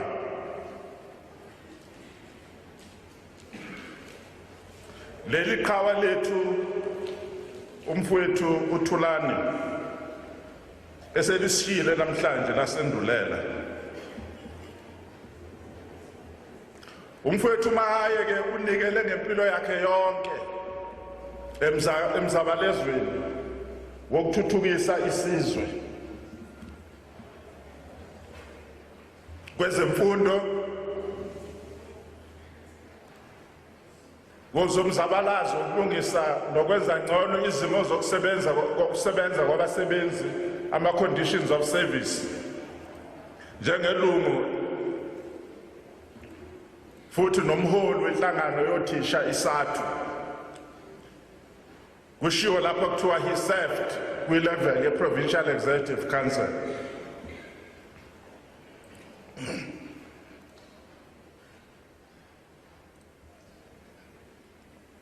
Ngiyazi ukuthi ngizokhuluma la ngikhulumela umnyango wezemfundo as a senior representative present today, kodwa kangisho ukuthi angimazi lo comrade phela njengothisha noba omunye wabaholi bezemfundo sihlangane nenquthu ngaliya Sasisonke ku-executive ye-region ngiyi-member ye-REC. One of the senior leaders engabathola bekhona kwi-leadership kwi-level yegatsha kaKhongolose yala eDundee kwakilo Comrade Mahaye. In 1990, towards the end of 1995, sagqugquzela ukwakhiwa kwamagatsha enhlangano yothisha SADTU. Sasesihamba siya lapha eFryhead esikolweni esibizwa ukuthi Majuba Primary siyolontsha iregion yeSADTU. Comrade Mahaye, as a leader of the branch SADTU la, he was part of us. And he was already a senior comrade, I would say, than most of us. Abakhulumela ngaphambili bathi the comrade was a selfless leader. Instead of pushing to nominate him as a leader with region, he nominated us to lead SADTU. Wasala in the lead branch for many years.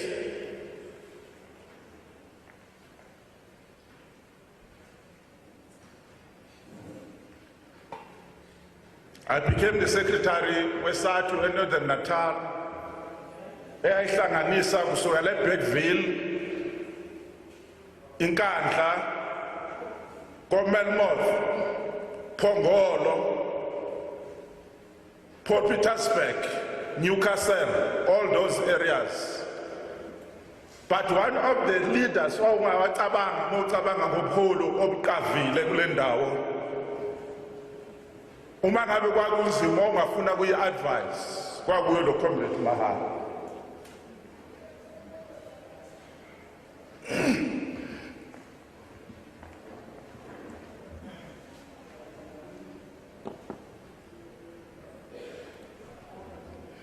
So ke ngithe ngizokhuluma la ngikhulumela i-department kodwa kuyongihlula ukuthi ngikhulume i-department kuphela, kufuneka ngikhulume njengomuntu engimaziyo engisebenzile naye.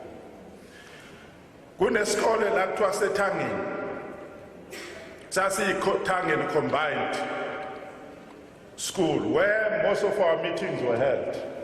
Sahlanganela khona ezi-region masinamhlangano yethu yobuholi. Senzela ukuthi kube seduzane nabasuka kude bakwazi ukufinyelela la. This comrade, all disciplined, was always there on time to my meetings.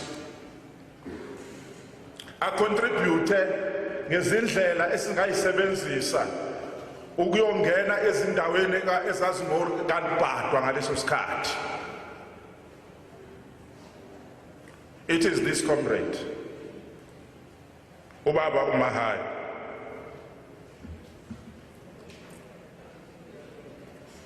Ngitheke umphakathi wala eDundee Endumeni, like myself, angazi mazi Mahaye engayona umholi hlala a program director. He was either the chairperson of the branch ANC or the chairperson of the branch SADTU, a participator for the number structures SACP and the COSATU.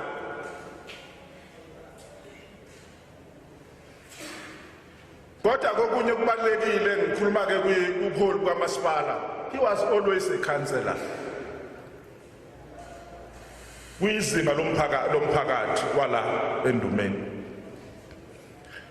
I was not bengekho aware ukuthi namanje bese yi-councillor. He will serve the Department of Education whilst remaining a councillor and also a principal of a school.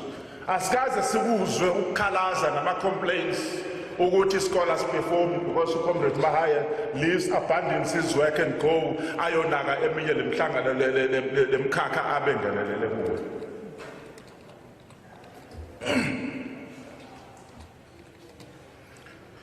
Comrade Mahaye ke uqale bese kushiwo la mafundo obituary ezikolweni iNkandla High School waya koLineha Tumisi High School eSequthu. Isikhathi esiningi ke mina ngibaze kuso ngesikhathi ewumholi masimfunela kuye emhlanganweni simthole khona bekulapha esebenza kusakhanya. Wabuye ke wapronyotwa ke waba principal nje isikhathi esincane eShiyane. Wagcina ke esewu-principal eDundee Secondary. Bengemfike ke on an official capacity ngizomonitor esikolweni. Ubaba Mahaye was always a professional. He will not mix roles. Athi ngoba uyangazi at the level of a comrade. Acabanga ukuthi ngeke silandele kumsebenzi esize ngawo. He will always give whatever he wanted. Okuthinta umsebenzi.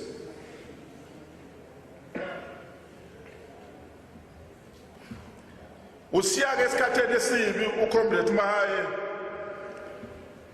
esikhathini lapho sisebenza kanzima ngumnyango wezemfundo siholwa i-Executive Council i-Cabinet House Natal umama Vimbela ingxenye yaso lapha khona sisebenza kanzima ukugcwalisa izifiso ama-aspirations e-Freedom Charter eyayithi there shall be quality and equal education for all. Kulesikhathi esikuso usomkhulu esinawo wenhlangano ebusayo sowumkhulu kahulumeni i-National Development Plan, it enjoins all of us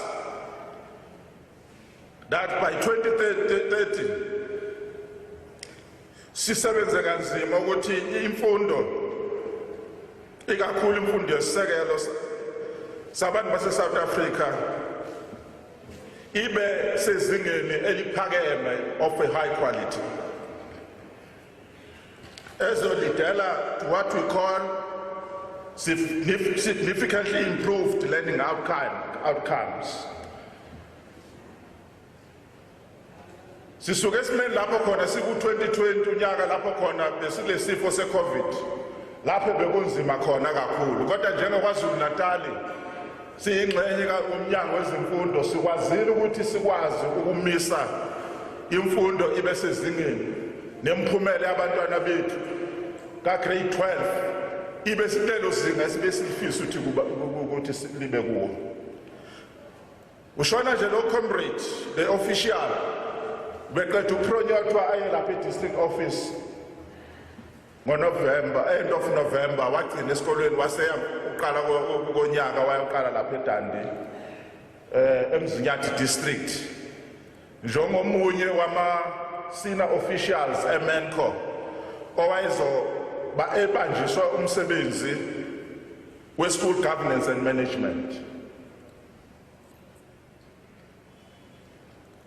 Sithi-ke sikumndeni ney'ngane ikakhulu ngiyabona abantwana basebancane nodadewabo nabafowabo asithole ukududuzeka noba kubuhlungu ekutheni noba lihambile leqhawe kodwa he left a mark. ISouth Africa, iKwaZulu Natal, Endumeni, uMzinyathi, iNorthern Natal yonke umnyango wezemfundo will never be the same because of the contribution neqhaza elidlalwe le community. Ngakho ke simphisa zomphelekezela namhlanje sithi akahambe kahle ayohlangana namanye amaqhawe asifolile oArthambo oWalter Sisulu oAdelaide Tambo nabanye abaholi bomzabalazo ukushintsha izwe lethu libe ngcono obaba uNelson Rolihlahla Mandela bonke laba abaholi abagcine abafeze yonke impilo yabo belela ukuguqula izinga lempilo yabantu base-South Africa ikakhulu imfundo ukuthi ibe ngcono. Ngakho ke siyalivalelisa leqhawe kodwa sithi alilalanga liguqe ngedolo. Sesizobiza isikhulumi sokugcina la ku part 1. Endumeni municipality ubaba umeya wethu ubaba uSiduduzo Dluli azovalelisa ke egameni lomkhandlu. Ukhulu lwami ngonyukana lo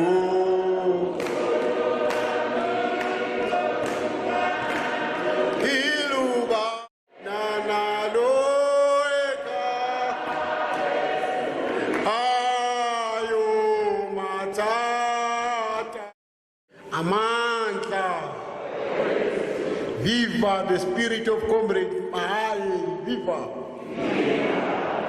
Ngibingelele phathi ohlelo, bingelele umndeni wonke wakoNodange, bingelele abantwana Azande noMpilo noSine, bingelele izalwana zika Comrade Thulani Mahaye, Sihle uphilane omamkhulu o-anti isihlobo zakubo mama Makhosi bakamgwabi bakhona naphakathi, umndeni wonke nesihlobo zakwaKhambule komalume kaMahaye kaThulani, bingelele upholi ukaKhongolose kwisifunda polwa ubaba umloyi usihlalo Comrade uBheki Lembede unobhala, bingelele and acknowledge bakhona kuka Comrade uJomo Sibiya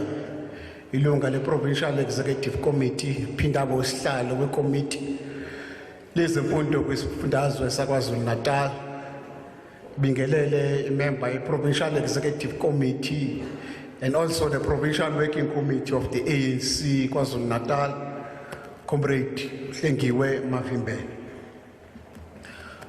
Uma inkosi isinika ithuba lokuba sikhula ngaphakathi kweinhlaka zombutho wesizwe. Uma sikhula ke singabafanyana nje esasifika ngoba sibone kudlula abantu abadala emgwaqeni beshaya igwijo silandele. Ekulandeleni kwethu sifica kukhona ubaba la emzabalazweni kwakunama branch amabili la Endumeni, kwakhona i-ANC Glencoe branch, i-ANC Dundee branch ngaleso sikhathi, kanjalo namakomanisi kukanjalo noCOSATU local ngaleso sikhathi ume kanjalo. Okwahlabahleseka ngokuhlangana kwethu kwanama comrade, kwakunama comrade nje amabili ayengothishe, Comrade Tiptop no Comrade Mahaye. I-vibrancy ababenayo you could swear ukuthi uma kusesikolweni kuhlala ehlatshulwa nje emaklasini nabo ngoba they had grown that passion yokwazi ukuthi basenze sigcineke singabantwana abangaphakathi esihlakeni nombuzo ombutho, kepha futhi siqonde ukuthi umbutho umeleleni. Ngifisa ukuthi ngithi on behalf of umkhandlu waseNdumeni igalelo likababa uMahaye siyalazi, ngibeke nenhlanhla enkulu yokusebenza naye iminyaka engicabanga ukuthi yevile phe kwama-23, more than 23 years. At my age you will then do a calculation jiyane ngoba wangifundisa mathematics. At the time ungifundisa mathematics ngifika e-school, I already know Mahaye as an activist and a young pioneer kwa ANC. Now, I've known Mahaye for that time, working within the structures of the organization, from youth league structures until when we had to undertake a realignment process. Suke Malahleni sizokhanda i-region namhlanje siyazi ngokuthi inkosi Bhambatha. Mahaye has always been there with the rest of other comrades who were senior. But one thing that was remarkable about Mahaye was his love and passion ayinayo for the young years at that time. He will teach us on how to build proper, vibrant COSA structures. At one stage where the challenge at the high school in Thulani, where those who were supposed to be part of COSAS decided to split themselves off and call themselves some VII. Maybe some of very important ideas. It was a splinter from COSAS, and Mahaye would always call them the mob of madness. Now, those comrades are older than us even today. But Thulani Mahaye in 2011, after having worked with him in the Regional Executive Committee of the ANC in Cosi region from 2004. In 2007, around 2007, 2008, he was then elected as the Deputy Chairperson of the ANC in a conference that was held at Langsheim Conference Center outside Rock Street.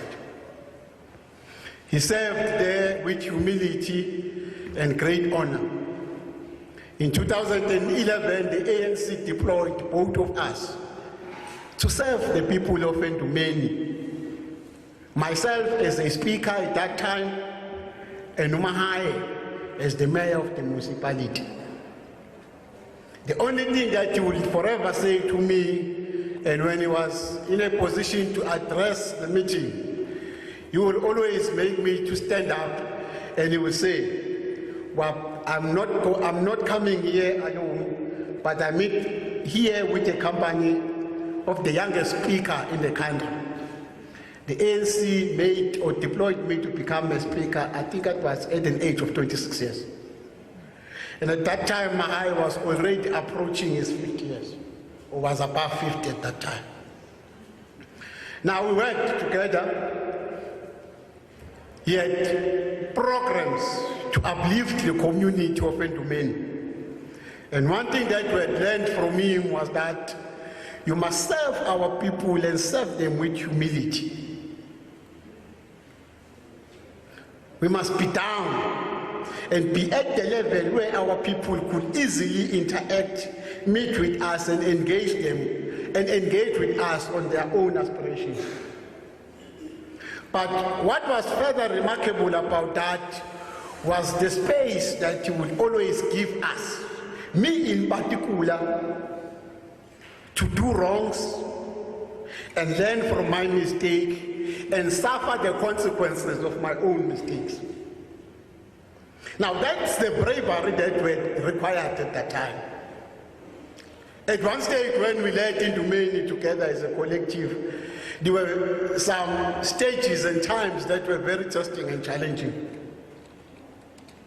That from a person who was at a distance would swear that no, there is no more communication between Mahaye and these people. But we kept the ties. We kept the fire burning because ours was to serve those who did not have any means, those who were destitute, those who looked upon us so that we were able to provide answers to the questions that always puzzled them about the socio-economic conditions they were confronted with. As a mayor, he led a municipality that was able to transform itself, but whilst inability to transform itself, it was a municipality that was also in a position to better stabilize its administration. That in the year 2015, 2016, Mahaye led a contingent of a collective, officials and politicians who obtained a clean audit for the first time for Endumeni municipality. As Endumeni municipality will remember him for his bravery in terms of being able to think outside the box. Mahaye was not confined by the legislation. I narrated a tale last Thursday when I said, we went out and established a council ad hoc team, which was comprised of our own local academy. And we tasked them with go and meet the Department of Higher Education with a proposal that we build a TVET college at Endumeni. Together with that team, I think Obabu Vilagazi Umhloli was part of that team, Obabu Thulani Mahaye and many more other senior comrades. Compiled a presentation and they went to Pretoria to make a presentation. Whilst they were at Pretoria, he phoned me and said, Speaker, indlela yethu azange ibe yinhle ndoda. Yenkunzi, asambanga kahle la, sihlulekile. Now, we then said, but kuzokwenzakalani?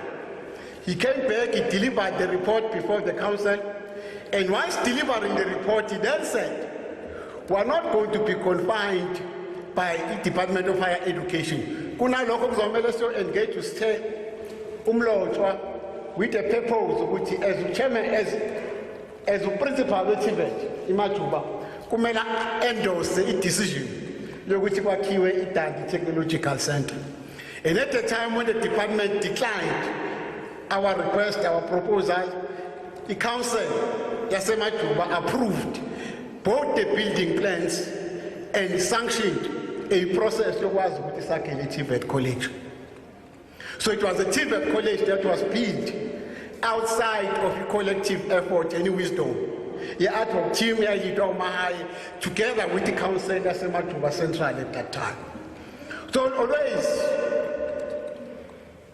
applaud him for that, and we must give respect to where it is true.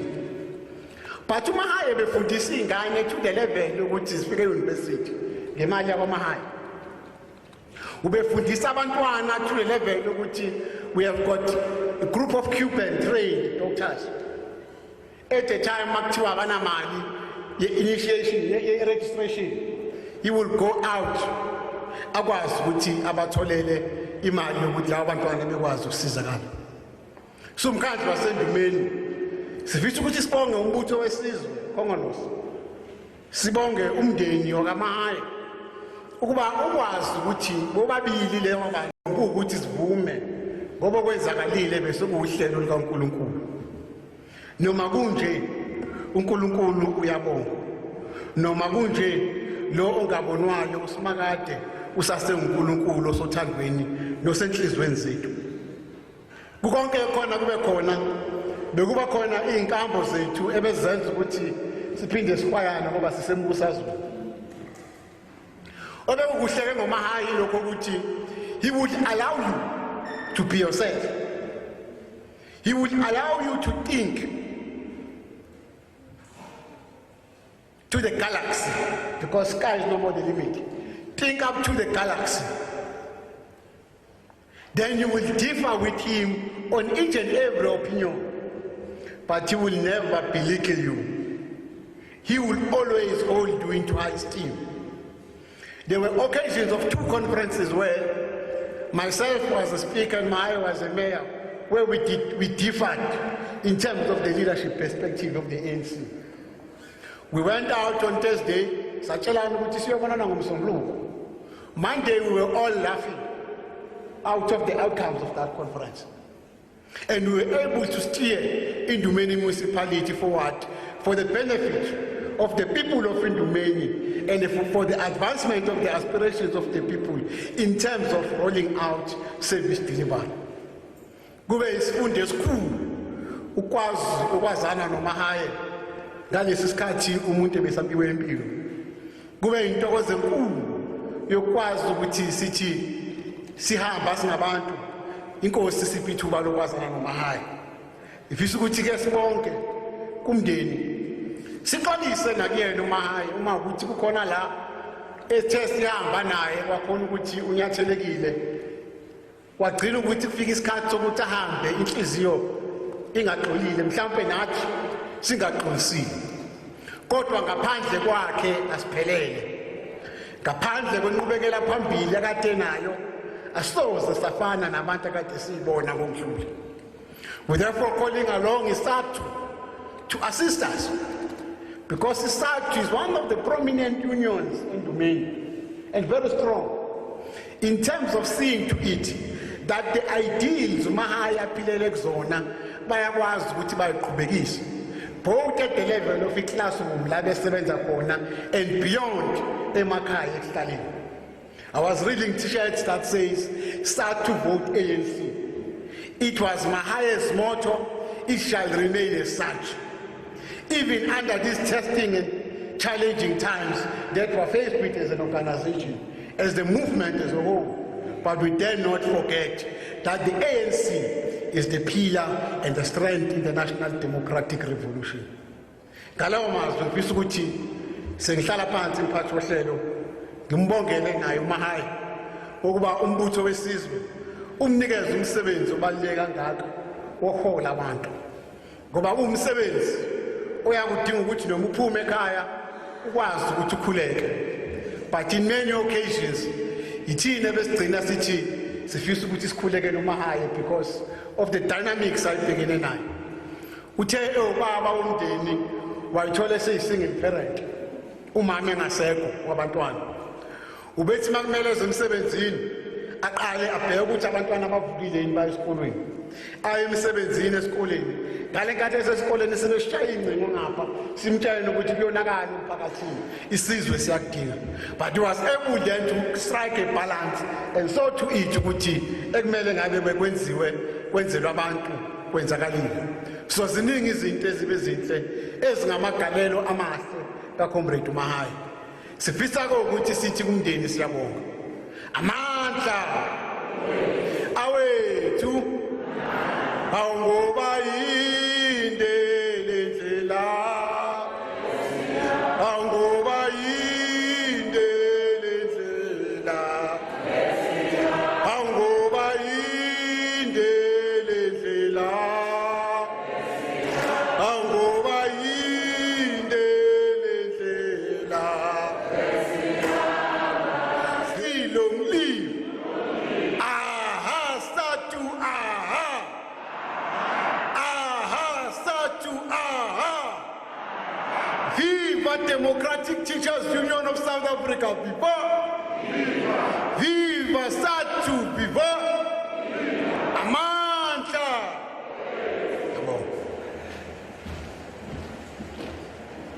amandla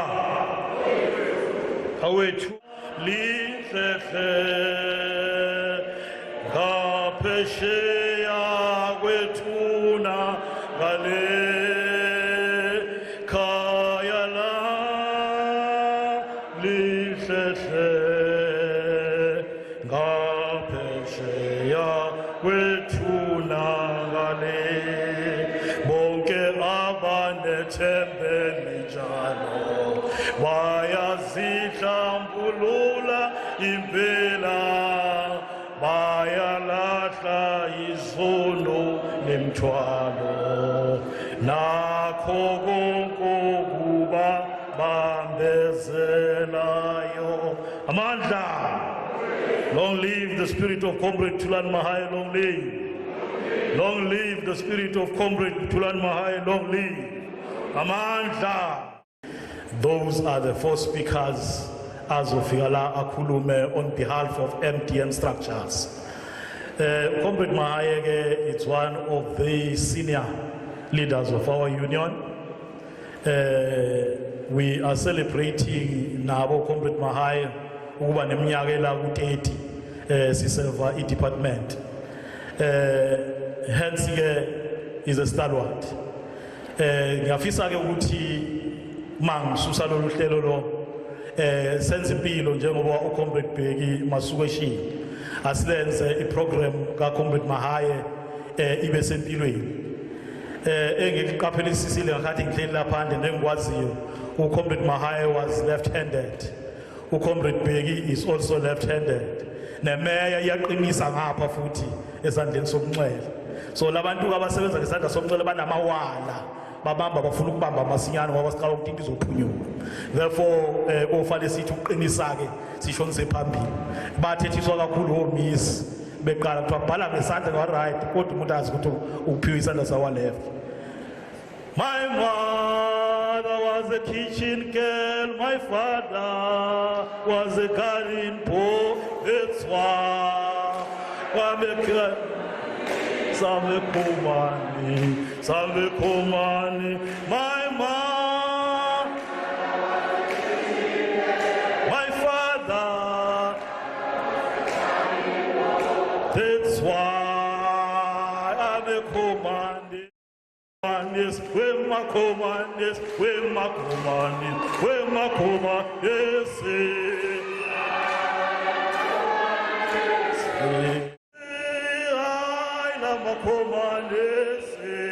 I am a commandant, some a commandant, I'm a commandant. Amanda, viva SACP, viva, viva COSATU, viva, viva ANC Women's League, viva, viva ANC Young Communist, viva ANC Youth League, viva. Go Young Lions, go. Amanda. I also wish to say, please pardon abantwana Mahaye sebehambile kuyo observer lapho baba ayo endlini yakhe yokugcina. So abasekho lapha endlini, but the program will continue. Without wasting of time, let me get unobhala weprovince uComrade Nombarashiya Xaluza ukuthi azothatha awethu Batina kuye kwazama zamulu ndibo hiyonale satesa bambatina kwazama zamulu esai bambatina hiyonale satesa bambatina kwazama zamulu kuye kwazama zamulu ndibo Batina Samulu, uye wasama Samulu, ndiwo hiyo nalesa tesaiba. Batina wasama Samulu, tesaiba. Batina hiyo nalesa tesaiba. Batina wasama Samulu, uye wasama Samulu, ndiwo hiyo nalesa Batina Zamulu, kuye kwasama Zamulu, ndibo hiyo nalesa tesa. Batina Zamulu, kuye kwasama Zamulu, ndibo hiyo nalesa tesa. Batina Zamulu, kuye kwasama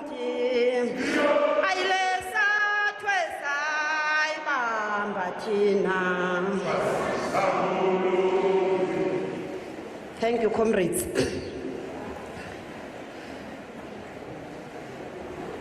I want to greet our church, the Anglican Church, the family of Mahaye, the ANC leadership and members, the SACP leadership, Comrade James Slalo, we province,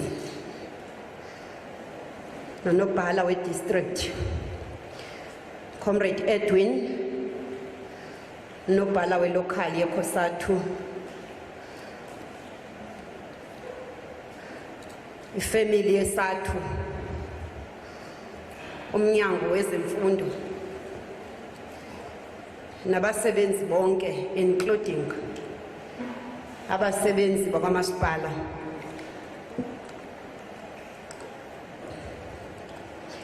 In absentia,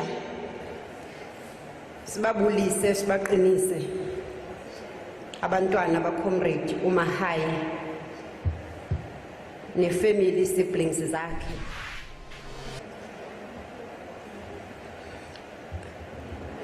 This is the only and last thing that we can do. Sivalelisa Comrade Mahaye, our chairperson, our senior leader, as a comrade Seshilo. Must say that for me, to to be allowed to pay tribute to a comrade like Comrade Mahaye. It's sad but satisfying that at least we have this opportunity to say, uwile umuntu omkhulu. But our hope is that ukuvuka kwawo ukwenza ngcono izimpilo zabantu, and I fully agree nomfundisi wami nemfundiso yakhe ukuthi sisazoqhubeka. So if we are in a celebration, my understanding is that wherever we are, as kushiwo ukuthi noba ngabe kuliphi khona lo msebenzi, where we are deployed by God, we have to make sure ukuthi we serve the purpose. There's no tomorrow for him, but there is a tomorrow for us, and that tomorrow is about all of us who are still alive. So the South African Democratic Teachers Union, you all know, we issued a statement, a tribute yesterday. And we are just coming here just to share this little time to make reflections, as I have said. And we believe that this service must change each of us to be better people, which is the purpose of SADTU 2030 vision adopted in 2010. Create a new member, a member that is responsive, a member and an organization that is efficient and effective. The aspirations of our Vision 2030 will be realized when we take lessons from comrades like Mahaye, how they served the people, how they built this mighty union, how they serviced members of this organization. And that is how we can be changed people, that is how we can be new members, and in that process be responsive, efficient, serve the people, serve the community, serve the purpose of our organization. It is my prayer at this moment that I be true in telling the story about the life of Comrade Mahaye, his contributions in the union, in the society, as a teacher and a leader of this organization. In telling his story, I will be sharing, I wanted, because I'm not sure because of time, it was my wish that as I tell this story, I share the podium with Comrade Mahaye himself. And I know because on the last year in October 28, when we're celebrating our 30 years of existence as a union, we said as a leadership, we are celebrating something that we don't know because we joined SADTU. But there are those people who formed SADTU, who suffered for the establishment of this SADTU. Can we give them an opportunity to tell us yini eyabenza bazimbandakanye neSADTU, bamanager kanjani ukwakha iSADTU under difficult conditions in our province in particular? Teacher Comrade Mahaye, together with other comrades, but not many, took a conscious decision that there was a revolution that needed to be advanced in our country, the fight against apartheid. He also saw it important that he associate himself with the forces who saw a need for the establishment of a democratic union in South Africa, a union that was to look at teachers as workers in education, a union that was not to see race in a teacher, see no gender differences, but see teachers just as workers, just as employees. A union that was to unite teachers and education workers as a whole and fight all the injustices of apartheid education policies, which were meant at producing and reproducing inferior South Africans because of inferior education system, the Bantu education, just to mention.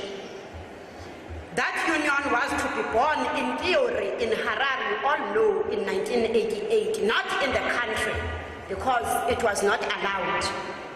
and practically launched in 1990 with a membership, national membership of 30,000, but today, 30 years later, we are boasting of more than 270,000 members, as if we are a union that has even celebrated a centenary. We have not, we're just 30 years. Comrade Mahaye suffered for his commitment in SADTU and the transformation of education. Comrades, you know how difficult it was to be a member of SADTU. To say it was not fashionable at that time to be a member of SADTU. And the other comrades, as some of you will know, they died, they were killed, they were removed from their places of work, mainly because they subscribed to the principles of SADTU. Because the government of the time never saw a trade union in SADTU, but saw the African National Congress in SADTU. And for that, our members had to be killed. They died. That is why I'm saying it was not fashionable to associate with SADTU. The government, I prayed that I speak the truth and I tell this story about Community Mahaye.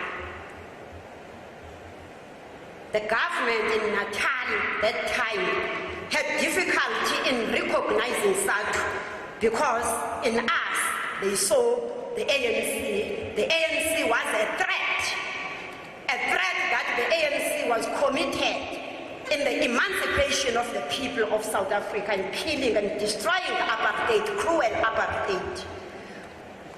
For example, one leader of the then government of the Natal, addressing a gathering in Durban in Umlazi, I don't want to mention the surname, but you go and conduct research. When SADTU was fighting for recognition, and by the way, in other provinces, SADTU had been recognized, but not here. Were recognized 4 years later. So this leader of another political party says, and my apologies that I have to say this, but we said we want to understand where we are coming from so that we better shape our way forward. He said, I open quote, injakatisha ezihlanganisa noSADTU must resign emnyangweni wezemfundo namaciko. Close quote. Despite those things, our SADTU grew because we had comrades like Mahaye. He became the chair of the branch. And in 2001, he became the chair of the Northern Natal region, now called the Cllr.Mahaye region. More than 10 years as a SADTU chairperson of a region. If you understand the struggles that SADTU had fought during that time, that decade, politically and organizationally, it is easy to see that the history of SADTU is incomplete if we don't mention his name and his contributions. We are who we are because of him. As chair, he was the PC member and a standing delegate of the National General Council. Personally, I have sat with Comrade Mahaye in the Provincial Executive Committee of SADTU, myself as the Regional Secretary of Mbuso Shabala region in Potchefstroom. He was a fighter, I agree with the comrades who came before me, principled and believed in unity and collective leadership, something that some of us today, as today's leadership, totally disregard. We thank you, Comrade Sizwe, for being the leader you were to Comrade Mahaye, a real deputy chair who acted by the unity of purpose. And that is why our union in this region grows from strength to strength. As a process of matters, because the file is so sit down and also so difficult. I want to get my emotion and you phone about year second and between Comrade Mahaye. Comrades, here is a motion.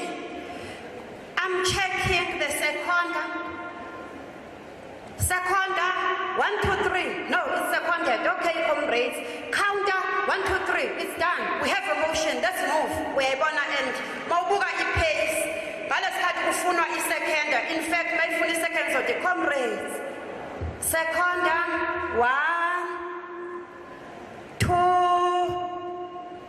3. But mase kufunwa i-counter.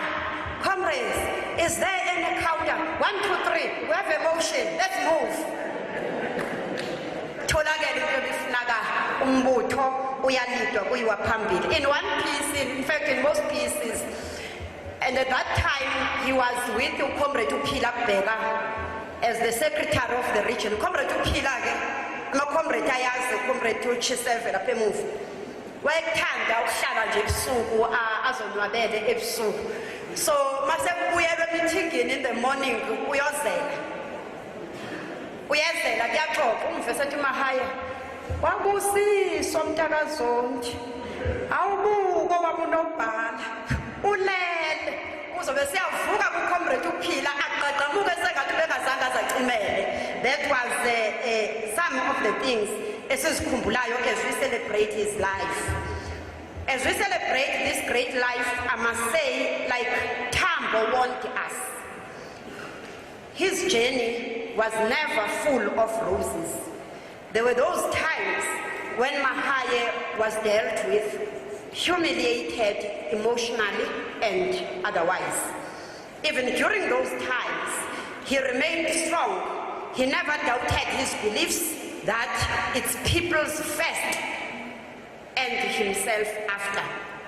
Sometimes your own comrades can turn against you when you always put the people. Comrade Mahaye has seen it all. I'm saying this with authority.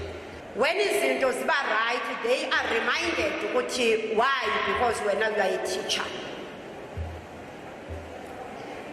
Thank you, Hlalo, Comrade Mahaye, in fact, Comrade Mahaye, for reminding us that Comrade Mahaye, with his team, he managed to get a clean audit. I have started to ask myself, a clean audit.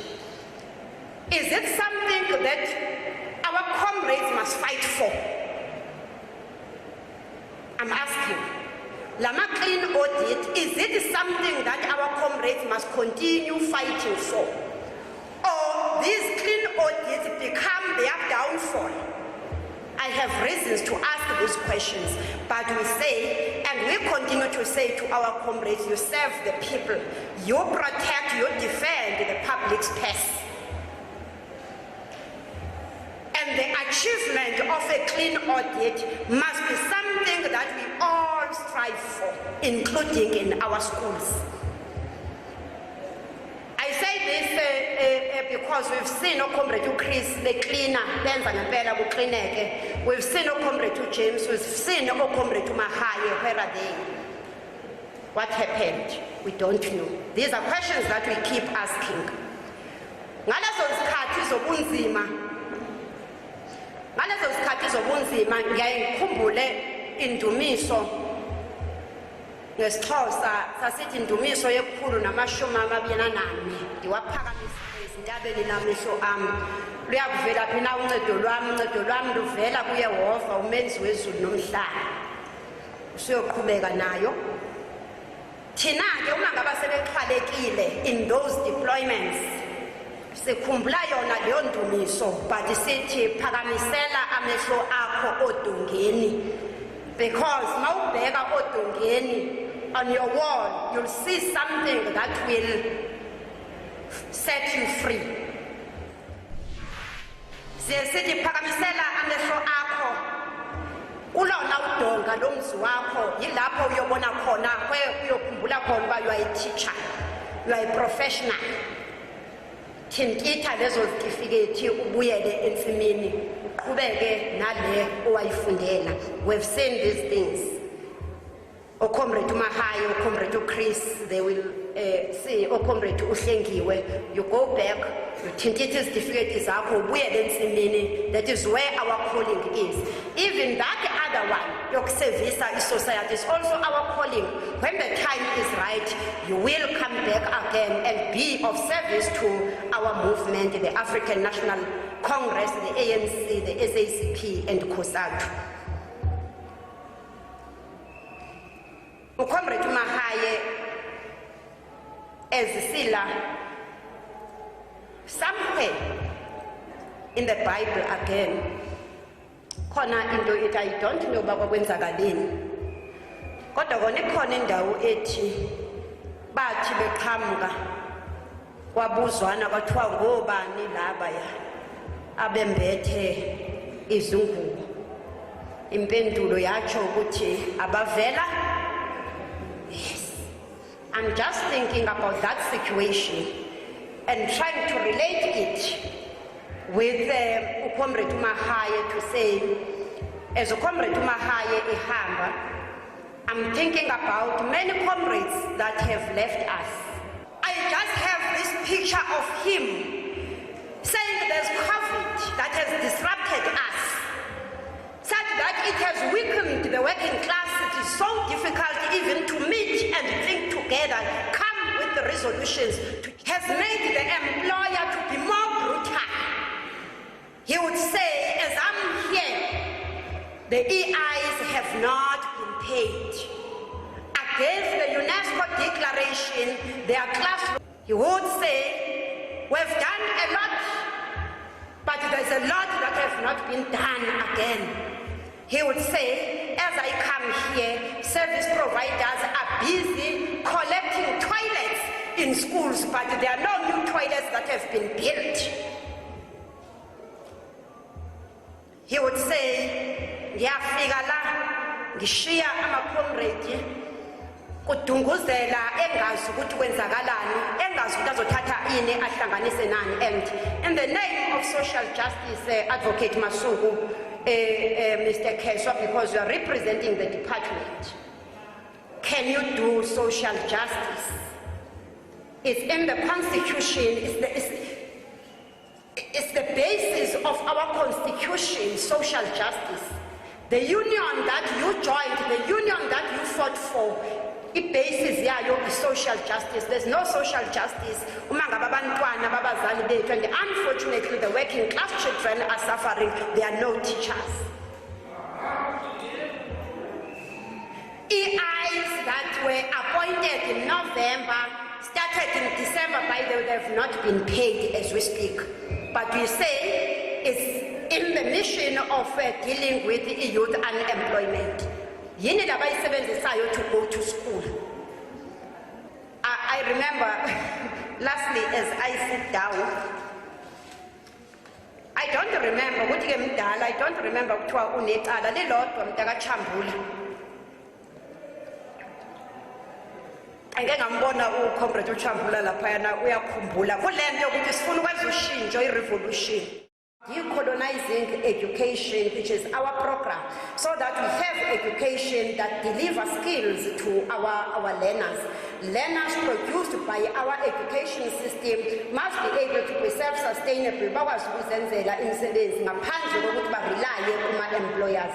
For now, we don't have such an education, hence the high rate of unemployment. So, kuthiwa ke bayabizwa bonke principal ongathi kunenkingana nge-enrollment. Ayike bese siyangenelela zakwe sithi ababizwe bonke kuyoxoxwa lolu daba. Mahaye was a mayor at that time. uComrade uChambula naye angisazi ukuthi kodwa naye be-leader ngapha emkhandlweni. So ngiyacheka ke ngoba ithimba lomnyango langala emzini. Comrade Mahaye may have left us, but his contributions in the struggle, his teachings will remain with us. And it's what exactly will build our future. Long live Comrade Mahaye, long live. Amandla, amandla. When we say it is not a consciousness of men that determine their existence, but on the contrary, it is their existence that determine their consciousness. We are here, comrades, to celebrate the life of Comrade Mahaye as COSATU were to move all the way from the provincial office. So that is what we celebrate impilo Cllr.Mahaye and sikwazi ukuthi bid farewell Cllr.Mahaye. In saying that, I want to greet everyone that is here. Pardon me, comrades. I will greet the family of Cllr.Mahaye. I also want to greet abantwana ba Cllr.Mahaye. Fortunately, they are coming back now.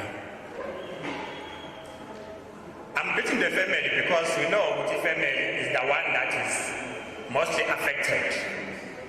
Cllr.Mahaye.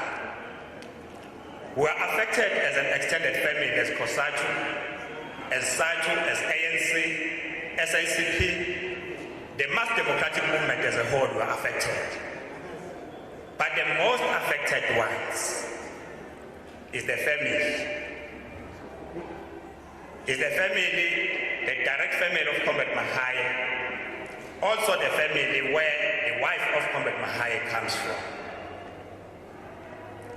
And the church is also affected. I'm saying this because in South Africa, there is a tendency. There's a tendency in South Africa ukuthi siyabathanda abantu abadabukile and siyathanda futhi ukudabukela. Kodwa iproblem esinayo siyashesha ukukhohlwa.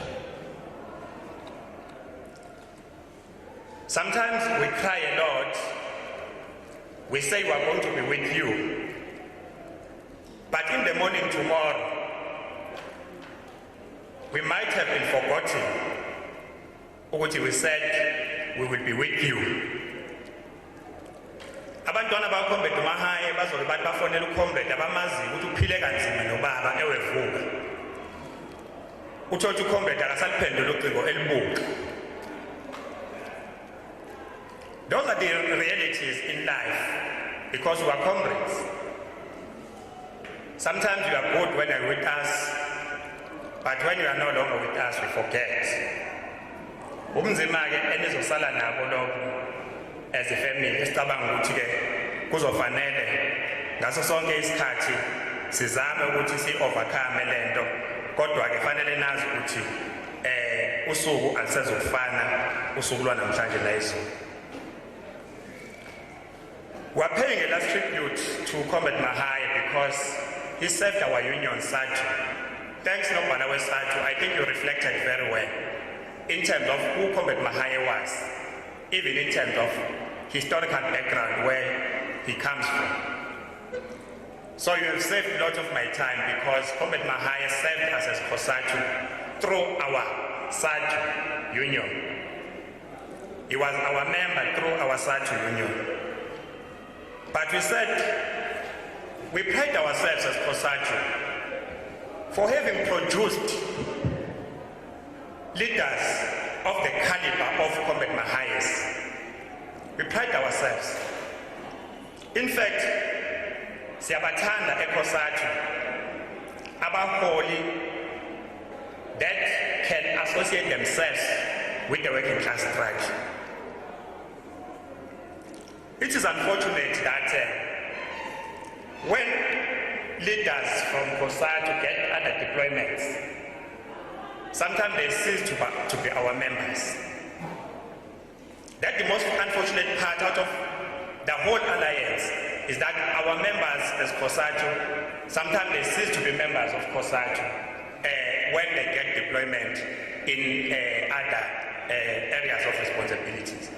Kodwa ndisifuna ukuyisho mhlambe comrades while we are here is that to all comrades who are trade unionists, we must never ever forget our comrades that have played a role to build this gigantic COSATU that we are talking about today, that can claim the membership of about 2 million.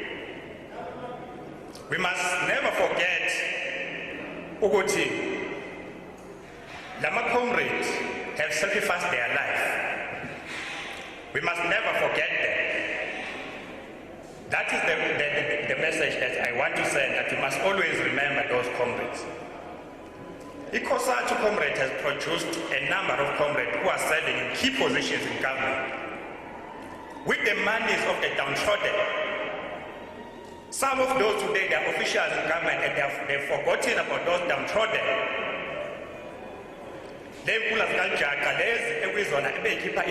Some of our leaders must go to school. They quickly forget that they are where they are because of the mali abasebenzi abangelutho today. We value Comrade Mahaye because Comrade Mahaye has not forgotten about the poor workers that have brought him to where he was. We also want to say we value Comrade Mahaye because leaders of today, they are leading in order to lead. Dialectically, abanye bazo understand what we say when we say they are leading in order to lead. We must stop to be leaders that are leading in order to lead. We must stop to be leaders that are leading in order to protect our positions where we are. We must stop to be leaders that lead and buy patronage, even when the land of Elingilanga, omunye political analyst, akhuluma ngayo ukuthi khona ama leaders afika kuma position. Umkhumbule nje ukuthi lo muntu siyamazi, sasijwayele ukumbona ekseni ephethe isikhafile emsebenzini. Simbone emini ngelunch ebhema. Simbone ntambama esegoduka. Wajwayele ugqoka ijacket ebrown. Kodwa ayikho enye into esingamkhumbula ngayo except that. We want leaders like Majuba Mahaye, the chairperson. All chairperson, they play a very important role in COSATU. In fact, we are saying, Uti, as secretaries are called engines, secretaries, chairpersons, sibafanisa ne-steering. Kuyenzeka ke imoto wena uthola ukuthi engine ingaduma kahle ihambe kahle futhi imoto igijima kodwa uma i-steering singaqondile still ngeke ifike imoto la yakhona izoginqika. Kwesinye isikhathi uthola ukuthi i-steering siqondile kodwa engine ayidumi kahle. So there is a complementary role that is important. Therefore, it's important that we also appreciate our comrades adlale a role together no comrade Majuba Mahaye. Comrade Mahaye comrade. Ube understand the land ebizwa nge theory and practice. That is why he became what he was, theory and practice. When we say that theory without practice is famine, but practice as well without theory is terror. I'm saying before I'm starting to chair because I'm not going to be long. I just want to emphasize this point. Ziningi kakhulu izinto Comrade Mahaye comrades akade ezenza to convert his theoretical orientation into practical actions. Ubejwayeleke mina comrade mesikade sihlangana naye kwamanye ama-platform ngobehlonipha eze athi inobhana uzokutshela nithi hayi inobhana hayi isiqabisile namhlanje kodwa futhi uma ungahambanga kahle uzokutshela athi hayi inobhana uyibekile kodwa-ke laphayana bekufanele ukuthi uqeda kancane ufake lokhu nalokhu nalokhu in a very disciplined way. But when we say Majuba Mahaye, ube umuntu who is able to combine theory and practice, it is because akasebenzisanga education yakhe ukuthi ayiphakamise and look down upon other comrades. That's the first thing. But the other thing, ube understand ukuthi education yakhe kufanele ayisebenzise as well to uplift the poor, to uplift the masses. That is the reason why, comrades, when we are not being understood as workers, sometimes we are not understood as workers, Let me make a typical example. The reason why we like abantu abafana noCllr.Mahaye to be in the positions where they are, because of his background and his association with the working class, with the trade union movement, the progressive trade union movement, COSATU. Bungeke umuzwe uBaMahaye uma sibuza ukuthi kungani abasebenzi bakwaHulumeni bengayitholanga i-increase yabo.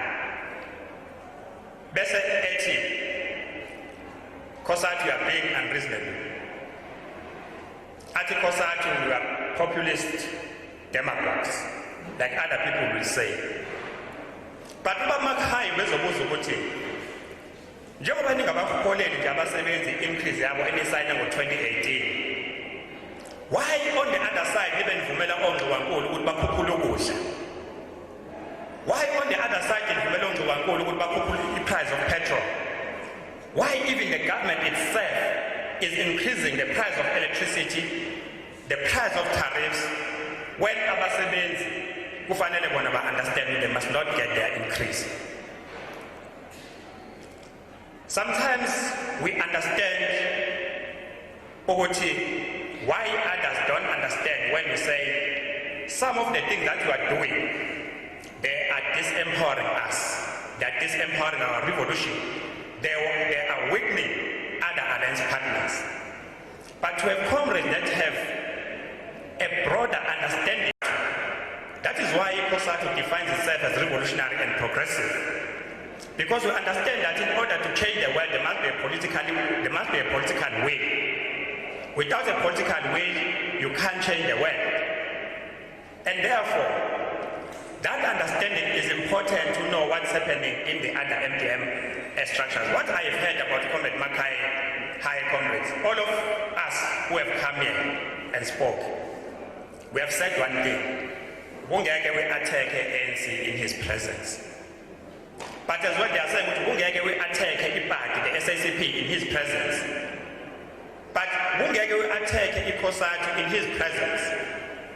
So this comrade, he identified himself as the embodiment of the mass democratic movement as a whole. Maybe that's one thing that we need to learn, Chair, so that we are able to say we can unite our MPM movement, we can unite the working class. Comrades, Cllr.Mahaye, we are proud as we are going to the local government. As COSATU have produced a lot of cadres, Mahaye, who are underutilized. But we are happy that you were able to identify a comrade like Cllr.Mahaye and gave him the opportunity. But one of the things that you must learn from him, Oguti, you don't have to be in the key position of leadership in order for you to have an impact, to have a meaningful impact.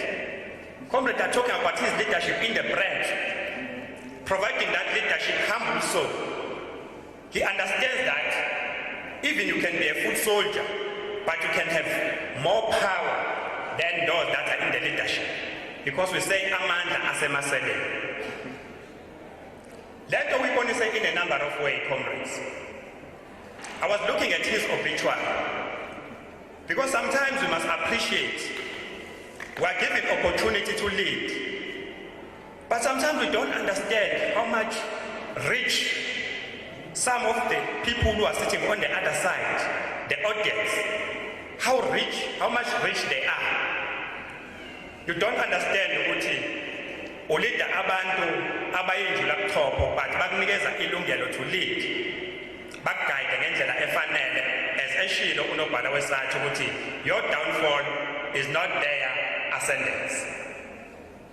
So what I noticed about him ukuthi these comrades uye esikoleni wafunda.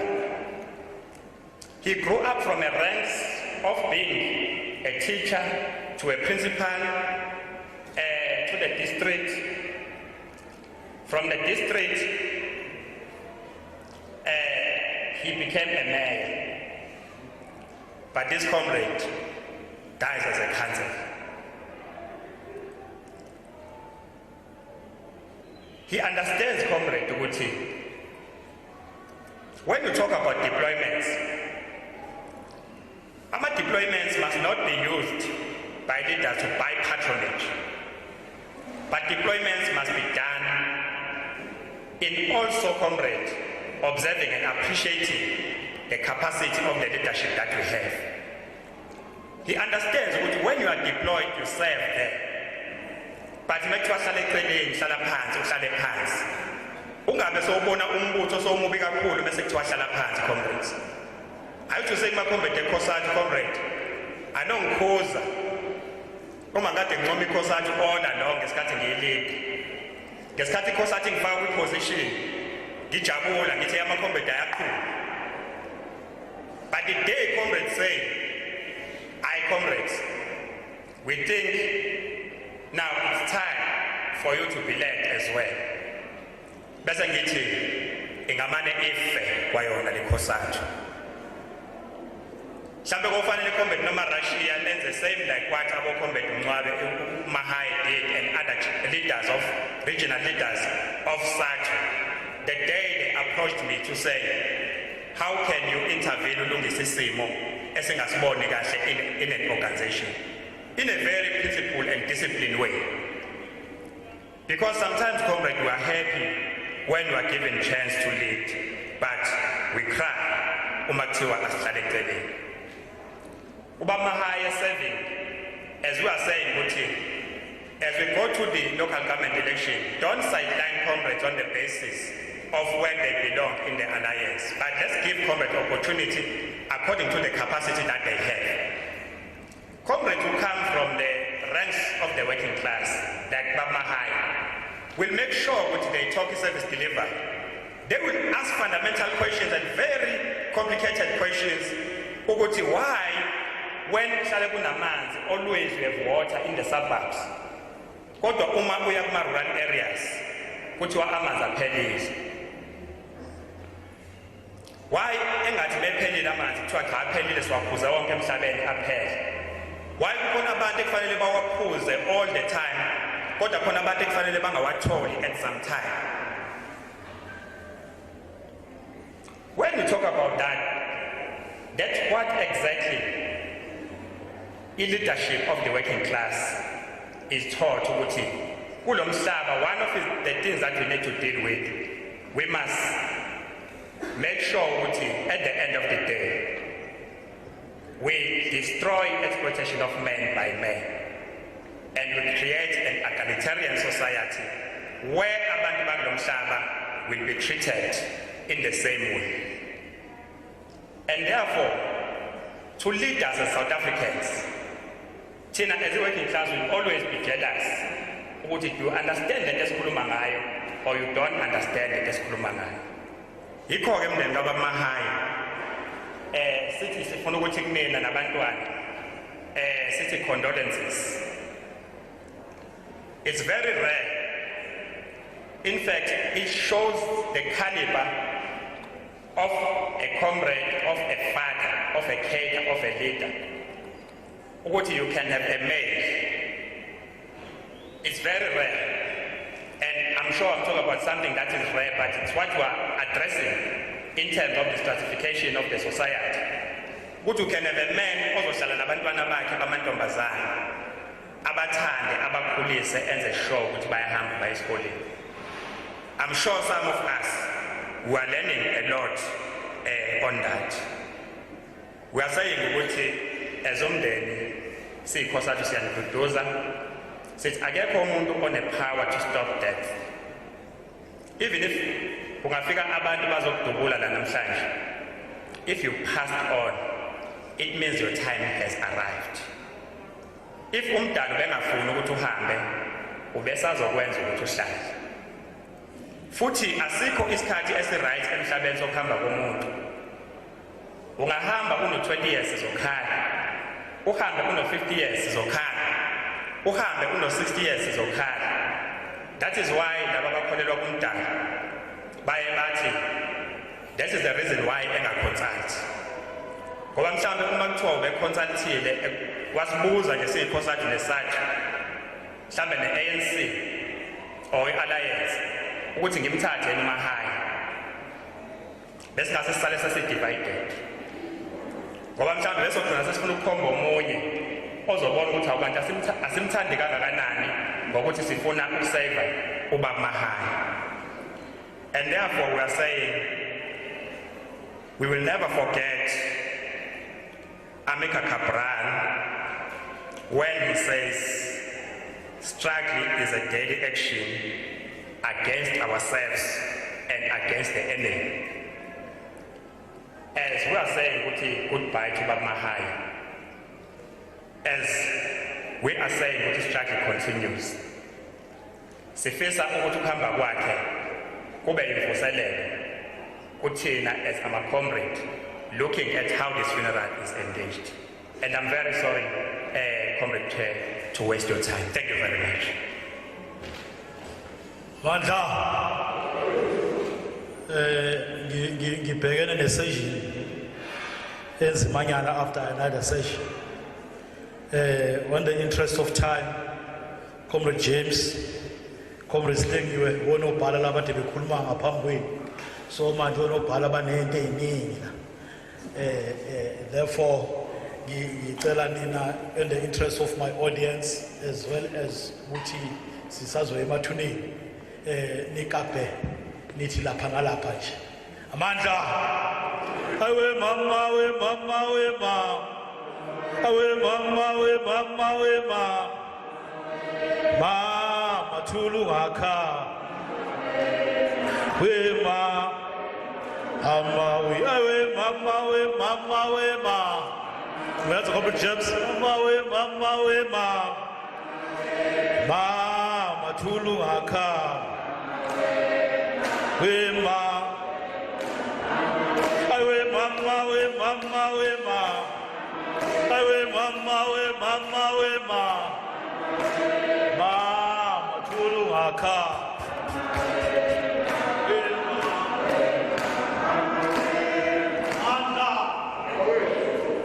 Mandla, away too. Long live with the memory of Comrade Mahaye, long live. Viva ANC, viva. Viva SACP, viva. Viva COSATU, viva. Malbongwe. Kamala Makoskazi. Long live Comrade Mahaye, long live. Forward to socialism, forward. Down with capitalism, down. Bonge kakhulu program director. Bingelele kakhulu ingcebu zenkosi abefundisi nebandla. Bingelele umholi be-African National Congress. Buholwa imember ye-PEC and PWC. Udadewethu comrade Ushengiwe Mavimbela, or MEC for Arts and Culture, Sports and Recreation. Nobuholi bonke be-African National Congress, usifundazwe, nakwi-region yala inkosi Bambatha, ngiyabona Comrade Sitshalo, Comrade Lucky Mloyi, ngibonile uComrade Jomo Sibiya, member PEC. Nobuholi bonke obukhona ngibingelele comrade ubuholi beCOSATU, Comrade Endumeni Mkhize, unobhala weprovince, nobuholi bonke, nobuholi be-South African Communist Party. Namhlanje siholwa imember ye-Central Committee, uComrade Nomarashiya Caluza, obekhuluma la ngaphambili, ophinde abe unobhala we-SADTU kwiprovince yaKwaZulu-Natal. The whole SACP kule district. I saw Comrade Nobhala district Yamakomanisi ekhona la ngaphakathi yababingelela bonke nobuholi bonke be-district. Ngibingelele umndeni wakaMahaye, umndeni wakaNkambule, isihlobo, abangani, omakhelwane, nenkonzo yonke nonke angibingelele. Ilanga selishonile. Mphathi wohlelo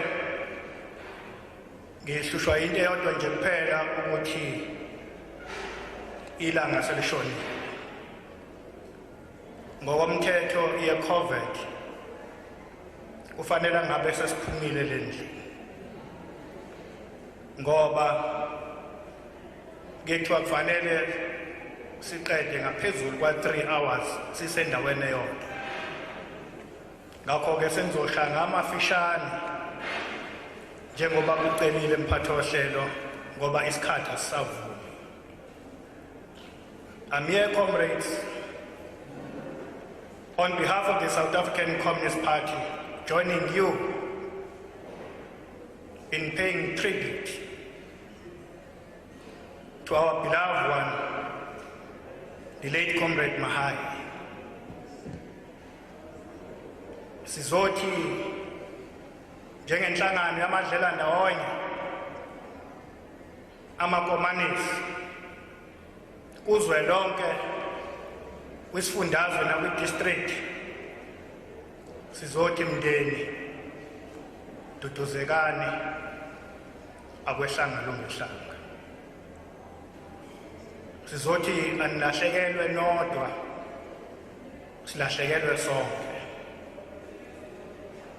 Comrade Mahaye is one of the very distinguished and unique comrades ebekuthi mangabe sinezinhlanganiso nemhlangano maye khona phakathi kwethu ezokhuluma, you'll listen attentive and want to analyze and internalize into akayisho, because you know Comrade Mahaye each time ekhuluma ubebeka into enobuchule ecatshangiwe nezosisa phambili. I know ukuthi Comrade Mahaye kule region yaseNkosibhambatha iningi lethu sikwamanye ama-regions besingabonani njalo njengoba yalenela Endumeni, kodwa njengoba ngishilo ukuthi masithuke sihlangana kukhona imihlangano ekhona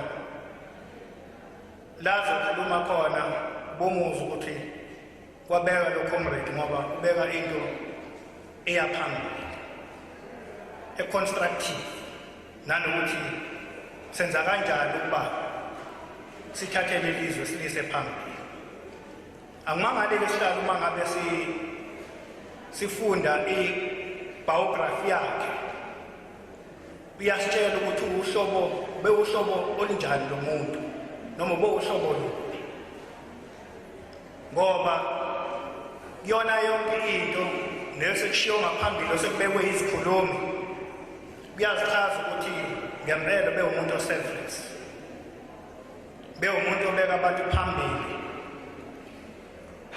ngoba yebo bewuthisha by profession, he was a civil servant ekuhulumeni, he was a mayor and a councillor, kodwa kona konke ebekwenza bengazenzeli yena, bebeka abantu phambili, ikakhulukazi abantu abahlwempu nabantu abahluphekayo.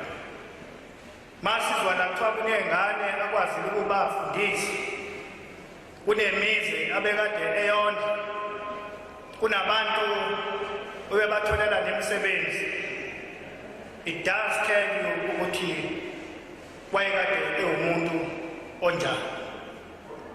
Ngakho-ke siyabonga okwethu ukuba sizobonga emndenini ukuba nesibolekele iqhawe ukuba sibe nalo emzabalazweni silazi. Kona kubuhlungu kuyadabukisa ukuthi sesihlangana kabuhlungu kanjena sesizomfihla sesizomphelezela, kade sisalindele elikhulu kuyena ukuba aqhubeke nokusebenzela abantu bakithi. But I think the last one, ngenxa yesikhathi njengoba sengishilo, Comrade Mahaye understood ukuthi much as we are part of the National Democratic Revolution, the national struggle, silwela ukuthi sikhulule nabantu bakithi. We fought for freedom and democracy and build this national democratic society in terms of the NDR, but he understood ukuthi owethu umsebenzi thina makomanisa upheli la. Owethu umsebenzi or our struggle is a class struggle, because we want to build a classless society where there is no rich no poor. Singabi nalenkinga esibhekene nayo under capitalism yoba bekhona abantu ukuthiwa badla izambane likaPondo, kube kukhona abantu abahluphekayo abalala bengadli. You know, when we were driving here this morning, size Mngcwabeni, sihamba nobhala Comrade Edwin ePomeroy, sibona abantu ama-queue, abantu behola. Sesiyakhuluma ukuthi i-most yalabantu abantu abama-grants kanjalo nabantu abazohola labo 350 rand. And I was saying, banhlonipha kakhulu labantu sihlala bahola labo 350 rand. Ngoba ubona ngaphandle kwalabo 350 rand kusho ukuthi bangalala bengadli. And akekho umuntu ongashiswa ilanga ancamela ukuhlala elangeni kushona usuku lonke eshiswa ilanga ehleli kwi-queue ezohola 150 rand ukube ukuthi kuloko kuyena bekubona njengento engabalulekile. Kuyena kuyinto ebaluleke kakhulu, and I so wished as the African National Congress and the Alliance, the whole Congress movement, ukuthi angathi we have to finally take a decision ngale ndaba esake sayikhuluma ye-basic income grant, ngoba ingalekelela kakhulu under this situation abantu abaningi be-unemployed, ukuthi abantu bakwazi ukuthi nabangasebenzi kube khona abakuthoshayo bakwazi ukuphila. And that is Comrade Mahaye. Ngokwemisebenzi yakhe ngibasiza ukuthi ukona konke akade kwenza bengazibekile yena nomndeni wakhe. It is not about himself and his family, but for him, he put the interest of the people before his own interest. And this is the type of people and comrades and leaders. Time we approve the budget, komasipala nabohulumeni, sengathi singahlezi sicabanga ukuthi noma sisemakhaya noma silele singalele ukuthi abantu bakithi basekuhluphekeni. Ke masi-approve ama-budget angathi singawenza ukuthi aye ebantwini ayotakula fula abantu bakithi, because this is what Comrade Mahaye wanted to see, and this is what Comrade Mahaye was doing on the day. Hamba kahle Comrade Mahaye, sohlale sikhumbula. Amandla! Long live with the memory of Comrade Mahaye, long live!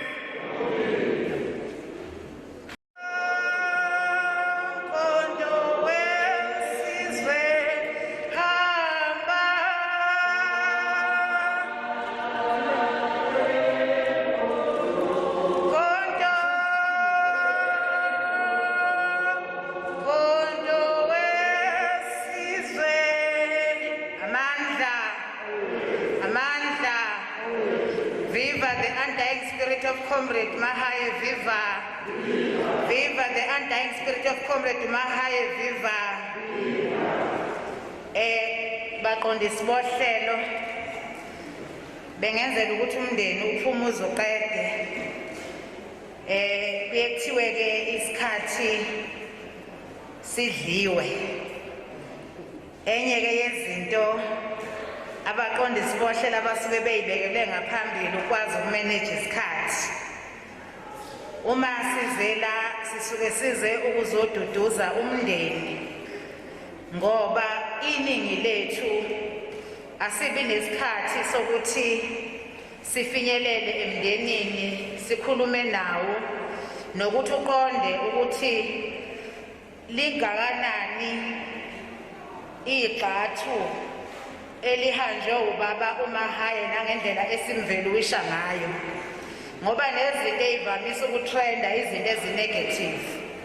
Manje ke bekuzoba kuhle ukuthi umuntu uthole i-opportunity yokukhuluma kusenefamily, so that even kuba nezinto ezinegative ebebezizwa nezitrendayo kuba bebazi ukuthi the African National Congress uComrade Mahaye aphile impilo yakhe yonke eyiphilela ibe mveluwisha kangakanani.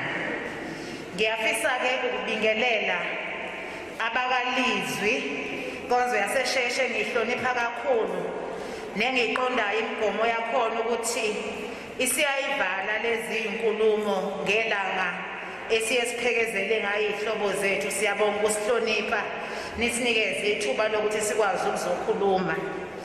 Ngibingelele umndeni nakuba usuphumile kamfowethu Mahaye kanye nabantwana bakhe abahle abebathanda kakhulu. Ngibingelele zonke izihlobo nabazalelwana bakhe. Ngibingelele leadership yonke. Ngiqale nge-African National Congress in this region led by uComrade Mloyi noComrade uLembete. Ngibingelele leadership yamabovu led by ubaba uMkhatshwa. Ngibingelele leadership yabasebenzi led by umfowethu Khabazele. Ngibingelele ubuholi bezemfundo advocate noma ngasamboni noma usekhona la ngaphakathi kwethu advocate Mkhatshwa bamasu oqhamuka at the provincial level kunye noNozulu olida la eMzinyathi. Ngibingelele umkhandlu wasendumeni abe yikhansela kuwo ubaba uMahaye led by uSduduzo. Ngimbize ngomfana wasekhaya ke uSduduzo. Ngibingelele izinhlaka zonke ze-African National Congress, the ANC Women's League, the ANC Youth League, the SANCO, and all the MTM structures. Comrades, ukhulunywe kakhulu ngoComrade Mahaye. Ukhulunywe ngoComrade Mahaye lesimaziyo. It was one of the deployment I wanted to defy. Yokuthi ngizokhuluma ngoComrade Mahaye. I was not ready. Angisambonanga uzakwethu uJomo noma usekhona yini ngaphakathi la ngoba siqhamuka naye kwi-Provincial Executive Committee as much as edeploywe ku-constituency yala kodwa siqhamuka naye kwi-PEC ye-ANC yaKwaZulu Natal and also une-constituency office la Endumeni. Wabonile namakhansela ombutho wesizwe akhona la. Ngizizwe ngiweak ukuthi I can stand and speak ngoComrade Mahaye. Comrade Mahaye is one comrade ebengimazi engajiki, ebengimazi entweni akholelwa kuyo eyimela ezizodeploya ku-local government. Uma kukhona la ungafinyeleli wakhona okungavunyelwa na he was accepting the defeat, kodwa wayofuna the new strategies to convince the leadership in terms of the candidates that they were presenting before the deployment committee. uComrade Mahaye ube yinto ongathi it's an all-rounder umngasumchazi.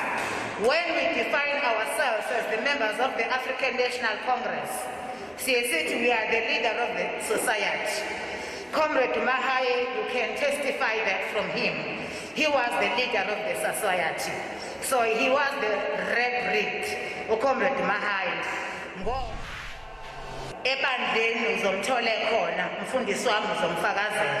Ubengabe bikho enkonzweni ngoba esemsebenzini weorganization. Ube yi-family man. That's why makushona umama wasekhaya waqhubeka wakhulisa izingane zakhe. Akasesizi uthola abantwana bahlukumezile uComrade Mahaye njengoba siyesizwe kolunye uhlobo labantu besilisa behlukumeza abantwana besifazane. Comrade Mahaye, being the principal wase-Dundee High School, ube ward councillor wase-Ward 2. Umuntu into angayibukela phansi ngoba uward councillor kuba sengathi into yokorobha phansi. And ube understand ama-dynamics ase-Dundee High School, ube sengathi u-class teacher. I remember ngo-2019 when we had an accident yokuthi sishonelwe ngabantwana abahamba umkhosi womhlanga. One of the learners zasikhambe esikoleni sakhe, uComrade Mahaye will trace umntwana kusukela kwa-grade 8 efika eDundee High kuze kube yilanga aphuma ngalo esikoleni eshona nanokuthi progress yakhe injani, ibisebenza kanjani. So-ke kuyakutshela ukuthi it's a regret ngoba when you are in leadership position siyeshiyele ko-class manager ukuthi benze umsebenzi, kodwa yena ube-understand isikole sakhe esibambe ngesandla and ubesithanda ngenhliziyo yakhe yonke. I think Advocate Masuku will testify to that. And uComrade Mahaye was not mixing ama-issues zokuthi yena kwesinye isikhathi ngiyalinda. Where he is supposed to be an administrator, he excels as the administrator. He will understand the register like a class manager. La ufanele leader khona as the leader of the ANC, uzolida a-excel futhi. Comrade Mahaye, Comrade Unomarashia, is the long-serving regional chairperson with SADTU in the Northern region. He was very strong. I remember I couldn't come and attend the funeral. Uma umfonela ufuna ukumkhalela kube uyena umnikeza comforting words, akunikeze direction.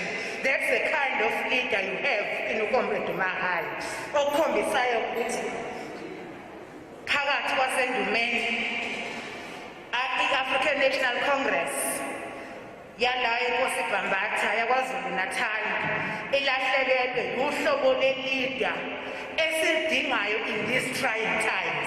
Comrade James, we are in trying times.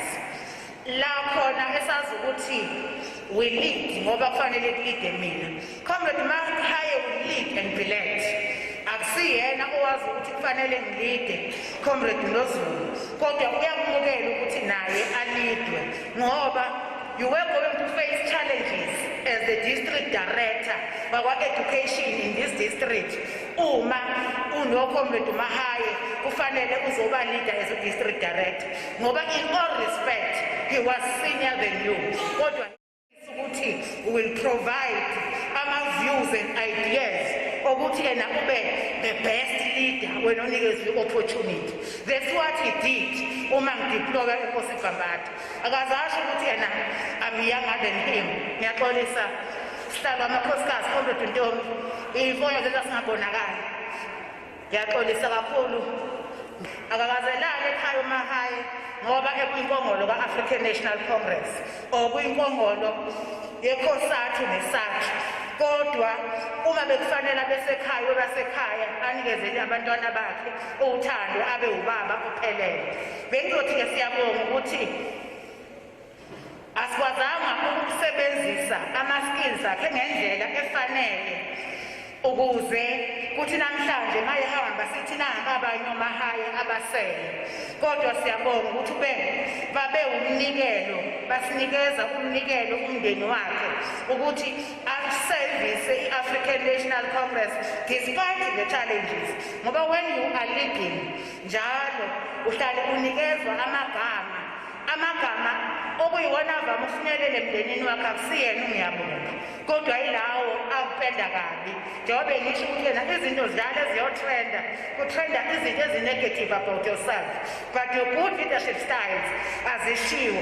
That's why kufanele the family members zizwe ukuthi how do we value Comrade Mahaye as the African National Congress and his contribution in terms of where we are even in this region. Other Congress will did campaign umebona ukuthi akusiyimi enkhethwayo. Comrade Mahaye will not do that, but will give his support. Iqiniso lithi as inkosibhambatha region we are more poorer ngokuluza comrades afana noComrade Mahaye, and impilo ayizokufana nebiyiyo kuseComrade Mahaye. Their guidance and zonke ezinye imfundiso zakhe kodwa ke sinomsebenzi osihlalele thina njengombutho wesizwe njengoba sisho sithi umuthi omkhulu kuwini ukuthi sixoxe umkhonto wakhe siubambe sihambe nawo siqhubeke sisebenze siya phambili kinina ke maqabane ngisele nani ngaphambili ngoba as much as sipolitika kodwa ngeyikhathe njena ngiyazi ukuthi izwi lenkosi lona eduduza ukwedlula zonke ezinye izinto ngifuna ukunishiya naleli verse elitholakala encwadini ka-Isaiah 41 uverse 10. So do not fear, I am with you. Do not be dismayed, for I am your God. I will strengthen you and help you. I will uphold you with my righteous right hand. Ngakho-ke noma zifike ikhathi enjenganalezi asingalahlekelwa yithemba uNkulunkulu uzosiqinisa asibambe ngesandla sokudla sikwazi ukuthi as we are approaching ama-local government sikwazi ukuwina siwine in the name of Cllr.Mahaye ngoba we cannot afford to lose this municipality ngoba kufanele sithena umsebenzi esiwenzayo uCllr.Mahaye si-add more efforts angabe uwenzile ngiyafisa ukusho ukuthi alala phumule uCllr.Mahaye laluphumule noDama laluphumule Dumile olakuqhatho ufezile sohlangana ekuseni ngiyabonga mqondisi wohlelo all protocol observed due to COVID-19 regulations comrades unfortunately asikwazi sonke ukuthi sihambe siye emalibeni emathuneni so kuyaphoqa ukuthi kube umndeni ohambayo kanye close family friends to go there. There are comrades who are tasked to assist the family emathuneni. So only those comrades go. So okay, izandla khona la. Abathanda ukuthi bayogeza nasekhaya nasekhaya futhi kulungile bangaya. Ilo announcement ekhona hlala. From director siyabonga.